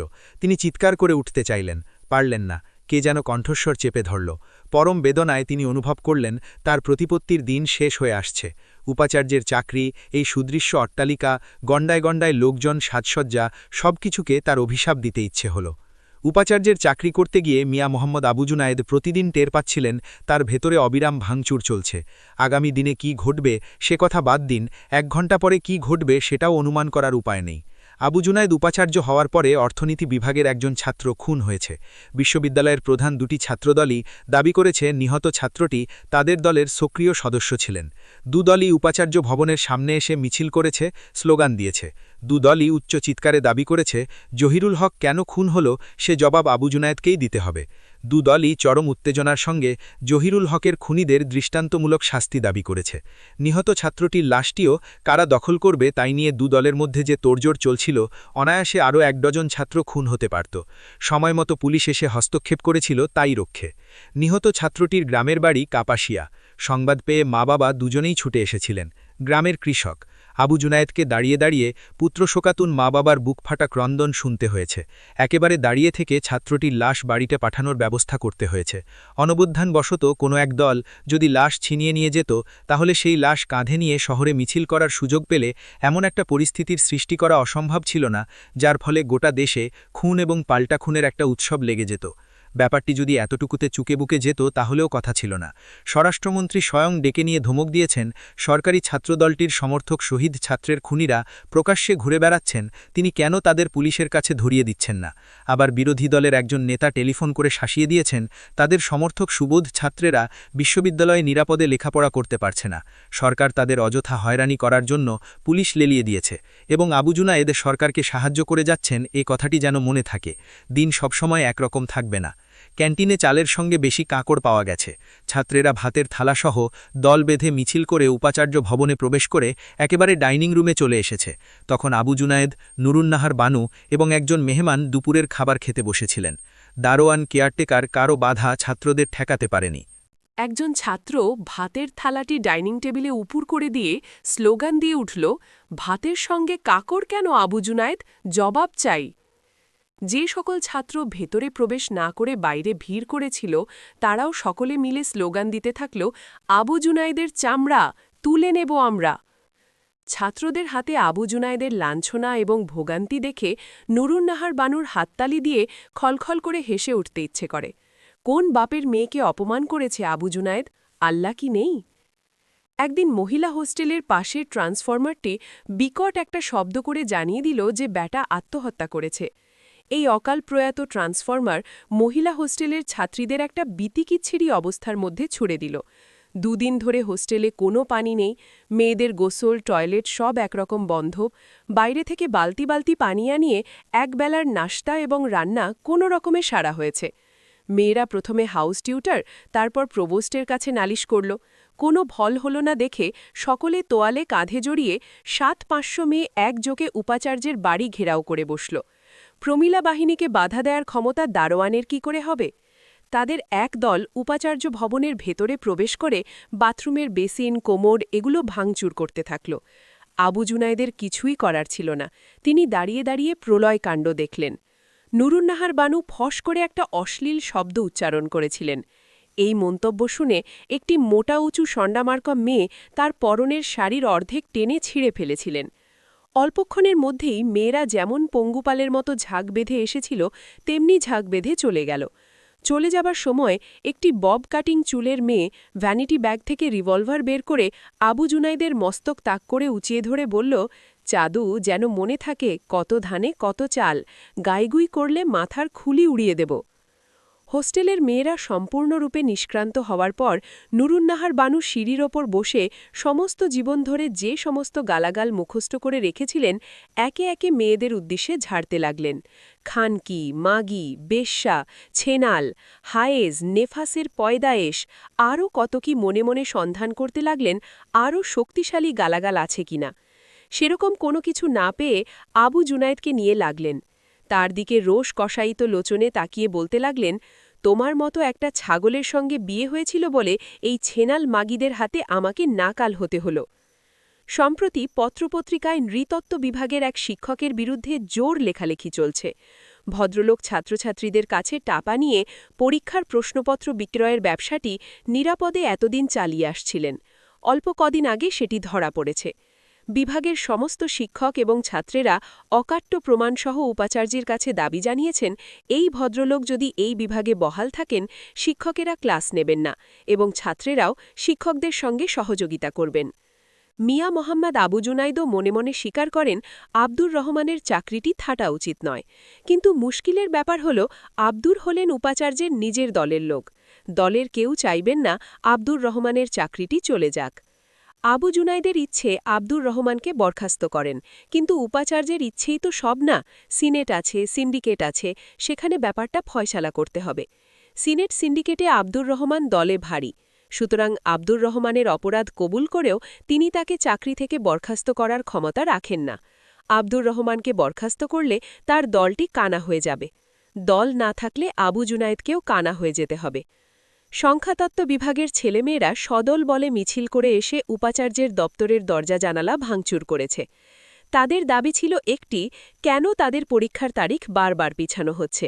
ভাঙা দরজা জানালা নতুন করে মেরামত করার পর সমাজতত্ত্ব বিভাগের ছাত্রছাত্রীরা তাদের পরীক্ষা পেছানোর দাবিতে মেরামত করা দরজা জানালা আবার নতুন করে ভেঙে দিয়ে গেছে। তৃতীয় ও চতুর্থ শ্রেণীর কর্মচারীরা তাদের বেতন এবং ভাতা বৃদ্ধির দাবিতে একটানা 7 দিন কর্মবিরতি পালন করেছেন। তৃতীয় চতুর্থ শ্রেণীর কর্মচারীদের সপ্তাহব্যাপী কর্মবিরতির পর বিশ্ববিদ্যালয়ের অফিসারেরা 5 দিনের কর্মবিরতির ঘোষণা করেছেন। তাদেরও বেতন ভাতা বৃদ্ধি করা প্রয়োজন। অফিসারদের কর্মবিরতির পর শিক্ষকেরা অনির্দিষ্টকালের জন্য ধর্মঘট ডেকে বসলেন। তাদের দাবি বেতন ভাতার মধ্যে সীমাবদ্ধ নয়, অনেক দূর প্রসারিত। বিশ্ববিদ্যালয় অর্ডিন্যান্সের সমস্ত দাবি অক্ষরে অক্ষরে পালন করতে হবে। অ্যাসিস্ট্যান্ট প্রফেসরদের অ্যাসোসিয়েট প্রফেসর করতে হবে এবং অ্যাসোসিয়েট প্রফেসরদের প্রফেসর। মিয়া মোহাম্মদ আবু জুনায়েদও স্বীকার করেন এগুলো শিক্ষকদের অত্যন্ত ন্যায়সঙ্গত দাবি। কিন্তু দুঃখের কথা হল বিশ্ববিদ্যালয়ের কোষাগারে কোনো বাড়তি টাকা নেই। বাজেটের বরাদ্দ সমস্ত অর্থ ব্যয় করা হয়ে গেছে। শিক্ষকেরা 2.5 মাস গায়ে হাওয়া লাগিয়ে বেড়ালেন, আর তাদের মধ্যে যারা সত্যিকার করিতকর্মা চুটিয়ে কনসালটেন্সি ব্যবসা চালালেন। অবশেষে একদিন শিক্ষকেরা ধর্মঘট প্রত্যাহার করে ক্লাসে যোগ দিলেন। ঠিক সেই সময় 2 প্রধান ছাত্র সংগঠনের মধ্যে একটা সম্মুখ সমর বেঁধে গেল। মারা গেছে 8 জন এবং আহত হয়েছে 100 জনেরও বেশি। যারা মারা গেছে তাদের মধ্যে একজন ছাড়া আর সকলেই নির্দলীয় ছাত্র। প্রাণ দেওয়া প্রাণ নেওয়ার নেশা দুদলের বীরপুরুষদের এমনভাবে পেয়ে বসল, 3 দিন ধরে গোটা বিশ্ববিদ্যালয় এলাকা কুরুক্ষেত্রের আকার ধারণ করল। কাটা রাইফেল আর মেশিনগান অবাধে ব্যবহার হতে লাগল। বোমাবাজির শব্দে কান পাতা দায় হয়ে দাঁড়াল। মিয়া মোহাম্মদ আবু জুনাইদকে স্বরাষ্ট্রমন্ত্রীর অনুমতি নিয়ে সিন্ডিকেট ডেকে আবার অনির্দিষ্টকালের জন্য বিশ্ববিদ্যালয় বন্ধ করে দিতে হল। বিশ্ববিদ্যালয় যখন একেবারে বন্ধ হয়ে যায় তখন আবু জুনায়েদের খুব খালি খালি লাগে। নানা উত্তেজনার মধ্যে সময় কাটাতে অভ্যস্ত হয়ে উঠেছেন। চাপের মধ্যে থাকার একটা মজা হল নিজেকে কিছুই করতে হয় না, ঘটনা জন্ম দিয়ে চলে এবং ঘটনার স্রোতই সবকিছুকে তাড়িয়ে নিয়ে যায়। এরকম সময় এলে মনটা কাঁচা বাজারের যাওয়ার জন্য আকুপাকু করতে থাকে। হায় রে, সেদিন কি আর আছে?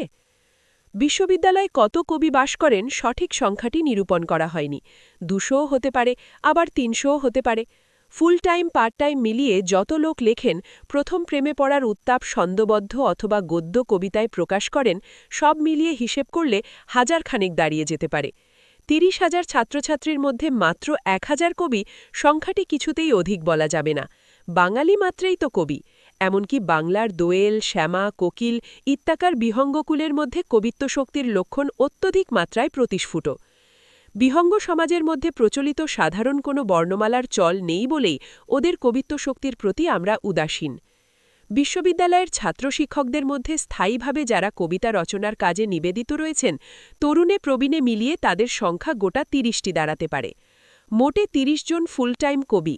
তাদের মধ্যে মত ও পথে এত ফারাক যে খুব সূক্ষ্মভাবে হিসেব করলে 31টি উপদলের অস্তিত্ব আবিষ্কার করা অসম্ভব হবে না। কবিদের কেউ কেউ বলেন কবিতাকে হতে হবে সমাজ বিপ্লবের হাতিয়ার। আরেক দল বলেন কবিতায় বিপ্লবের কথা বলা এক ধরনের অশ্লীলতা। কবিতাকে পরিশুদ্ধ কবিতা হতে হলে অবশ্যই প্রেম থাকতে হবে। আরেকটি উপদল মনে করে প্রেম আবার কি, প্রেম কাকে বলে? মেনি বেড়ালের সঙ্গিনী খোঁজার চিৎকার যাকে ভদ্রভাষায় প্রেম বলা হয়, ওই জিনিস কি কবিতার বিষয়বস্তু হতে পারে? এরকম কত আছে।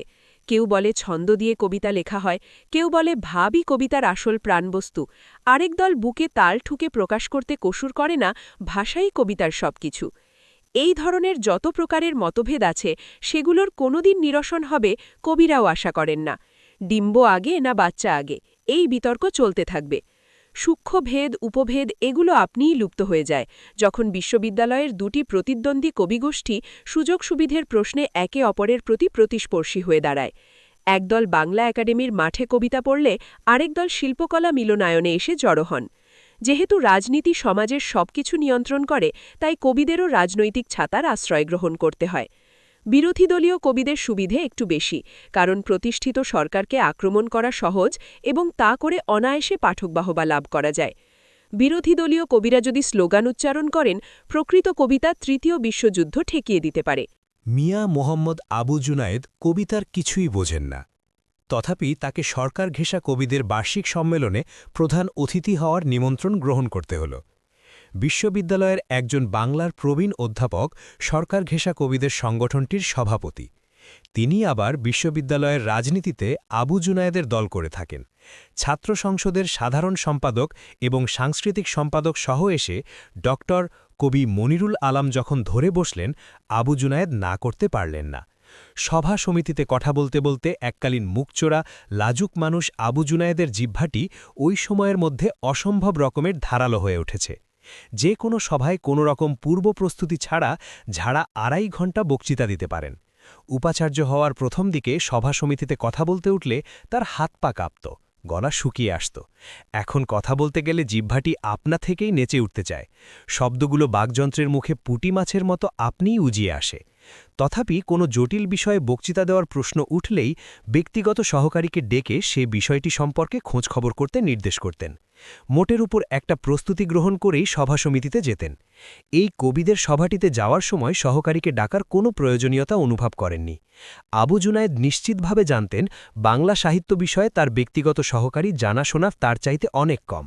সুতরাং শুধুমাত্র আত্মপ্রত্যয়ের ওপর নির্ভর করে সরকার ঘেঁষা কবি সম্মেলনে প্রধান অতিথির ভাষণে একটা মজার বক্তৃতা দিয়ে তিনি তার বক্তৃতার এক জায়গায় বলে বসলেন, কাজী নজরুল ইসলাম যদি দীর্ঘকাল সুস্থ থাকতে পারতেন তিনিও রবীন্দ্রনাথ ঠাকুরের মতো নোবেল প্রাইজটি পেয়ে যেতেন। হিন্দুরা ষড়যন্ত্র করে নজরুলের মাথা খারাপ করে দিয়েছিল, তাই তার ভাগ্যে নোবেল পুরস্কারটি জোটেনি। নজরুল ইসলাম বাংলাদেশের জাতীয় কবি। আবু জুনায়েদ জাতীয় কবির সম্মান বৃদ্ধি করার জন্য যে অপূর্ব বক্তৃতা দিলেন শুনে সরকারের চামচা কবিরা পর্যন্ত প্রমাদ শুনলেন। তারা তাদের সম্মেলনটির ওজন বৃদ্ধি করার জন্য উপাচার্য আবু জুনায়েদকে আমন্ত্রণ করে এনেছিলেন। আবু জুনায়েদ নজরুলকে বড় করে দেখাতে গিয়ে পূর্বাপর সম্পর্করহিত একটা বেফাস মন্তব্য করে তাদের গোটা সম্মেলনটাকে খেলো করে দিলেন। সভার শেষে ডক্টর কবি মনিরুল আলম আবু জুনায়েদকে উদ্দেশ্য করে বললেন, স্যার, নজরুলের ব্যাপারে এই অপ্রাসঙ্গিক মন্তব্যটি না করলেও পারতেন। কোন মন্তব্যের কথা বলছেন? আবু জুনায়েদের কণ্ঠে ঈষৎ বিরক্তির সুর। আপনি যে বলেছেন নজরুল সুস্থ থাকলে নোবেল পুরস্কার পেয়ে যেতেন এবং হিন্দুরা ষড়যন্ত্র করে তার মাথা খারাপ করে দিয়েছিল। অন্যায়কে বলেছি। একজন কামেল এবং বুজুর্গ মানুষের কাছ থেকে আমি শুনেছি হিন্দুরা ষড়যন্ত্র করে নজরুলের মাথাটি খারাপ করে দিয়েছিল। শাহ সুফি খান বাহাদুর মরহুম রহমতুল্লাহ এমএবি সাহেবের মুখ থেকে আমি ছাত্রজীবনে এই কথা শুনেছি। তিনি আমাদের হেডমাস্টার ছিলেন। আদর্শ শিক্ষক হিসাবে ব্রিটিশ সরকার তাকে খান বাহাদুর টাইটেল দিয়েছিল। সেই যুগে গোটা জেলায় তার মতো অমন বাঘা হেডমাস্টার একজনও ছিলেন না। তাকে কেউ কখনো একটিও বেহুদা কথা বলতে শোনেনি। জীব্যদশায় তিনি 3 বার পবিত্র মক্কা শরীফ জিয়ারত করেছিলেন। ইন্তেকালের পর তার কবরটা একটি দরগাতে পরিণত হয়েছে। তার মুখ থেকে যে কথাটি অনেকবার শুনেছি আমি অকপটে বলেছি, এতে দোষের কি থাকতে পারে? এমন অকাট্য প্রমাণ হাজির করবার পর ডক্টর কবি মনিরুল আলমের আর কিছু বলার রইল না। দুদিন না যেতেই বিরোধী দল সমর্থক সর্বাধিক প্রচারিত সংবাদপত্রটিতে আবু জুনায়েদের একটি কার্টুন চিত্র প্রকাশিত হল। আবু জুনায়েদের প্রতিকৃতি শুয়োরের আকারে আঁকা হয়েছে এবং সামনে মাইক্রোফোন এবং তিনি কবিতা সম্মেলনে ভাষণ দিচ্ছেন। উপাচার্য পদে আসীন হওয়ার পর থেকে মিয়া মুহম্মদ আবু জুনায়েদের একটি নতুন অভ্যেস জন্মে নিয়েছে। তিনি নিয়মিত শুক্রবারে মসজিদে যেয়ে জুম্মার নামাজটি আদায় করতে শুরু করেছেন। তার মধ্যে কোনো রকম ধর্মপ্রীতি বা পরকাল ভীতি জন্ম নিয়েছে বলেই শুক্রবারে মসজিদে আসাআসি করছেন সেটা সত্যি নয়। মসজিদে যেয়ে নামাজ পড়লে তার প্রতি এক শ্রেণীর মানুষের ভক্তি শ্রদ্ধা বাড়ে, সেটা ঠিক। তবু আবু জুনায়েদ সঠিক বুঝে উঠতে পারেন না কী কারণে তার এই নতুন অভ্যেসটি জন্মেছে। মসজিদে কিছুদিন যাওয়া আসার পর আবু জুনায়েদ অনুভব করতে বাকি রইল না যে এই মসজিদের একটি সাংঘাতিক ব্যবহারিক প্রয়োজনীয়তা রয়েছে। এই মসজিদে এসেই তিনি অনুধাবন করতে সক্ষম হন স্বঘোষিত নাস্তিক আহমদ তকির উপর সাধারণ মুসল্লির কী পরিমাণ ঘৃণা রয়েছে। আহমদ তকি ভদ্রলোকটির সঙ্গে তার এক ধরনের খাতির হয়েছিল। তকি সাহেব রস করে কথাবার্তা বলতে জানতেন এবং আবু জুনায়েদ সেটা উপভোগও করতেন। আর তাছাড়া অনেক ভালো কথাও তকি সাহেব বলে থাকেন। মসজিদে এসেই আবু জুনায়েদ টের পেয়ে যান যে আহমদ তকি এই সময়ের মধ্যে আল্লাহ এবং তার প্রিয় রাসূলের খাস দুশমনে পরিণত হয়েছেন। সহজাত অনুভব দিয়েই আবু জুনায়েদ বুঝে গেলেন ভবিষ্যতে আহমদ তকির সঙ্গে সুসম্পর্ক রক্ষা করা বুদ্ধিমানের কাজ হবে না। আহমদ তকি আল্লাহ রাসূলের পুরনো চিহ্নিত দুশমন। এই সময়ের মধ্যে বিশ্ববিদ্যালয় আল্লাহ রাসূলের যে সকল নতুন দুশমন পয়দা হয়েছে তাদের সকলের নারী নক্ষত্রে জেনে গেছেন। আবু জুনায়েদ মনে করেন একটা ব্যাপারে তিনি লাভবান হতে পেরেছেন। বিশ্ববিদ্যালয়ের জনমতের হাওয়া কোন দিকে বইছে মসজিদে এলে তার একটি পূর্বাভাস তিনি পেয়ে যান। হালে তার মধ্যে একটি নতুন অন্তর্দৃষ্টি জন্মাতে আরম্ভ করেছে। বিশ্ববিদ্যালয় প্রশাসনের বিভিন্ন ব্যাপারে জনমত গঠন করার জন্য মসজিদ একটি মক্ষম জায়গা। এক শুক্রবারে তার মসজিদে আসতে একটু দেরি হয়েছিল। তিনি পিছনের কাতারে নামাজ আদায় করেছিলেন, কিন্তু নামাজ শেষ হওয়ায় অন্যান্য মুসল্লিরা তাকে সামনে আসতে অনুরোধ করলেন। তিনি সামনে এলে ৪-৫ জন মুসল্লি একসঙ্গে কবিতা সম্মেলনে নজরুল ইসলাম সম্পর্কিত একেবারে বৈজ্ঞানিক সত্যটি, অর্থাৎ হিন্দুরা তার মাথাটি খারাপ করে দিয়েছিল, প্রকাশ করার জন্য একসঙ্গে ধন্যবাদ জানালেন। ফার্সি ভাষার শিক্ষক, যে বিষয়ে একজনও ছাত্র নেই, মাওলানা আব্দুর রহমান তালিব সাহেব তার হস্তচুম্বন করলেন এবং প্রকাশ্যে আলিঙ্গন দান করলেন। তারপর মাওলানা সাহেব সমবেত মুসল্লিদের সামনে ঘোষণা দিয়ে বসলেন, এই এতদিনে বিশ্ববিদ্যালয়ে একজন পরহেজগার উপাচার্য এসেছেন, আল্লাহ তার হায়াত দারাজ করুন। এই উপাচার্যকে দিয়ে ইসলামের অনেক খেদমত হবে। নামাজ শেষ করে বেরিয়ে আসছিলেন, মাওলানা আব্দুর রহমান তালিব সাহেব অনুরোধ করলেন, হজরত, আমি কি আপনার সঙ্গে আসতে পারি? আপনার দরবারে আমি পবিত্র ইসলামী উম্মাহ পক্ষ থেকে কিছু আর্জি পেশ করতে চাই। উপাচার্য ভবনে মাওলানা আব্দুর রহমান তালিবকে গাড়িতে উঠিয়ে নিলেন। উপাচার্য ভবনে আসার পর মাওলানা তালিব জানালেন, এই বিশ্ববিদ্যালয়ে ইসলামের শত্রুরা তৎপর হয়ে উঠেছে। তিনি যদি একটি শক্ত অবস্থান না নেন, ইসলামের জানি দুশ্মনেরা মুসলিম উম্মার ক্ষতি করতে অধিকতর তৎপর হয়ে উঠবে। ইসলামের ক্ষতি করার জন্য ইসলাম বিরোধীরা ষড়যন্ত্রের জাল বিস্তার করছে, সে বিষয়ে আবু জুনায়েদ কিছু জানতেন না। তিনি একটু বিশদ করতে বললেন। উত্তরে মাওলানা সাহেব জানালেন, রামনাথ ছত্রাবাসে হিন্দুরা বিবেকানন্দ না কোনো একজন হিন্দুর মূর্তি তৈরি করেছে। এ ধরনের কাজ ব্রিটিশ আমলে সম্ভব হয়নি, পাকিস্তান আমলে সম্ভব হয়নি, অথচ স্বাধীন বাংলাদেশে, যেখানে ইসলাম রাষ্ট্রধর্ম, বিবেকানন্দ বাবুর পাথুরে মূর্তি বহাল তবিয়তে তৈরি হয়ে গেছে। এটা কি একটা ষড়যন্ত্রমূলক কাজ নয়? আবু জুনায়েদ জানালেন, বিবেকানন্দের মূর্তিটা তিনিই উদ্বোধন করেছেন। মাওলানা সাহেব যেসব অভিযোগের কথা বলছেন, এসব কিছুই তার মনে আসেনি। আর মূর্তিটা তৈরি করেছে একজন মুসলমান মহিলা ভাস্কর। এতে দোষের কি থাকতে পারে, তিনি ভেবে পান না। মাওলানা সাহেব জবাবে জানালেন, আপনি খুব সরল মানুষ, মালাউনদের চক্রান্তটি ঠিক বুঝে উঠতে পারেননি। একটি মুসলিম মহিলাকে দিয়ে মূর্তিটি তৈরি করিয়ে আপনাকে দিয়ে উদ্বোধন করালো। এখানেই চক্রান্তের খেলায় আমরা হেরে গেলাম। মূর্তি নির্মাণের টাকাটি দিয়েছে গোপনে বিশ্ব হিন্দু পরিষদ। তারা এতই চালাক যে মুসলমানদের দিয়ে তাদের মূর্তি নির্মাণের রাজমিস্ত্রির কাজটি করিয়েছে এবং আপনাকে দিয়ে উদ্বোধন করিয়ে মূর্তিটা আইনগতভাবে সিদ্ধ করে নিল। পূর্বে কখনো মালাউনেরা মুসলমানদের এভাবে ব্যবহার করেছে আমার জানা নেই।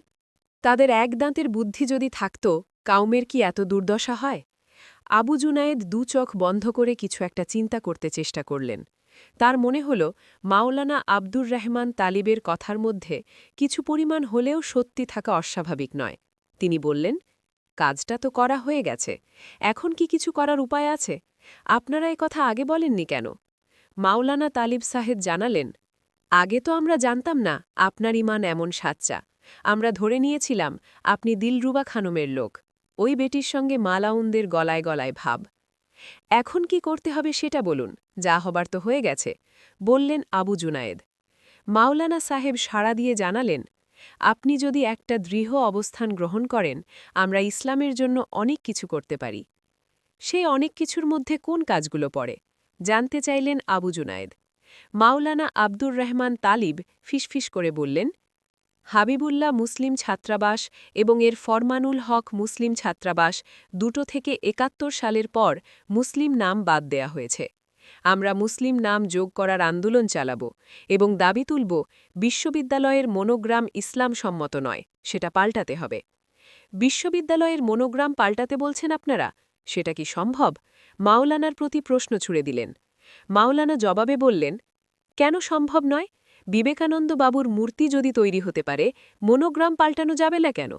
খোঁজ করে দেখুন, ভারতবর্ষে কোনো শিক্ষা প্রতিষ্ঠানে বিবেকানন্দের মূর্তি বসানো হয়নি, অথচ আপনারা এখানে পূজা আরম্ভ করে দিয়েছেন। এবার জুনাইদের মুখে ভয়ার্ত ভাব ফুটে উঠল। যথাসম্ভব কণ্ঠস্বর সংযত করে, আমি কিন্তু এসবের মধ্যে থাকতে পারব না। মাওলানা আব্দুর রহমান কণ্ঠে দরদ ঢেনে বললেন, আমরা আপনার অবস্থা বুঝি, আপনাকে বিপদে ফেলার কোনো খায়েশ আমাদের নেই, কিন্তু আমরা যখন কোনো আন্দোলন শুরু করব, আপনি সমর্থন না করতে পারেন, কিন্তু বাধা দেবেন না। আবু জুনায়েদ মাথা নাড়লেন। এর অর্থ হ্যাঁও হতে পারে, আবার নাও হতে পারে। মাওলানা আব্দুর রহমান তালির উঠে দাঁড়িয়ে আবার বসে পড়লেন। আপনার কাছে আমি আরও দুটো আর্জি পেশ করতে চাই। আবু জুনায়েদ বললেন, বলুন।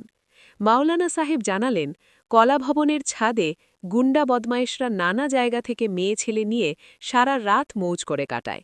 দারোয়ানরা কোনো বাধাই দেয় না, বরঞ্চ টাকা পয়সা নিয়ে বদমায়েশদের সহযোগিতা করে। ও জিনিসটি আপনাকে বন্ধ করতে হবে। আবু জুনায়েদ বললেন, দারোয়ানরা যদি এ কাজ করে আমি কি করে বাধা দিতে পারি? মাঝে মাঝে একাধবার আপনি নিজে গিয়ে চেক করেন, ভয়তে দারোয়ানরা বন্ধ করে দেবে, বললেন মাওলানা তালিব। সেটা কি উপাচার্যের পক্ষে সম্ভব? বললেন আবু জুনায়েদ। কেন সম্ভব নয়? ইসলামের খলিফারা এভাবেই তো খারাপ কাজের সংবাদ নিতেন। মাওলানা আব্দুর রহমান আঙুলে দাড়ি নাড়াচাড়া করতে করতে বললেন, উপাচার্য ভবনের পশ্চিম দিকে যে রাস্তাটা আছে তার ডানি বায়ে রজবর্তী মহিলারা তাদের হায়েজ নেফাজের পুরিন্দাগুলো ফেলে দিয়ে যায়। এটা অত্যন্ত জঘন্য কাজ। এই পথ দিয়ে যারাই যাওয়া আসা করে তাদের কাপড় চোপড় থেকে শুরু করে সারা শরীর নাপাক হয়ে যায়। গোটা এলাকার পবিত্রতা বজায় রাখতে হলে রাস্তার পাশে পুরিন্দাটি ফেলার কাজ বন্ধ করতে হবে। মাওলানা আব্দুর রহমান তালিবের দ্বিতীয় প্রস্তাবটি শুনে একদিকে যেমন আবু জুনায়েদের হাসি সম্বরণ করা দুঃসাধ্য হয়ে দাঁড়াল, তেমনি অন্যদিকে ভীষণ রাগ হচ্ছিল। তিনি মাওলানা সাহেবকে জিজ্ঞেস করলেন, মহিলারা ম্যানোস্ট্রেশনের প্যাড কোথায় ফেলবেন তাও আমাকে পাহারা দিতে বলেন, সেটাও কি উপাচার্যের কাজ? মাওলানা সাহেব বললেন, আপনি অকারণে রেগে যাচ্ছেন। আমি আপনাকে পরামর্শ দিচ্ছি, একটা নোটিশ লটকে দিন। এই রাস্তার পাশে পুরিন্দা ফেলা বেআইনি এবং অন-ইসলামিক। এই পথ দিয়ে অনেক ধর্মপ্রাণ মুসলমান যাতায়াত করে থাকেন। পুরিন্দার কারণে তাদের পোশাক পরিচ্ছদ এবং অনেক সময় সারা শরীর নাপাক হয়ে যায়। যারা পুরিন্দা ফেলে যায় তাদের আখিরাতে আযাব ভোগ করতে হবে।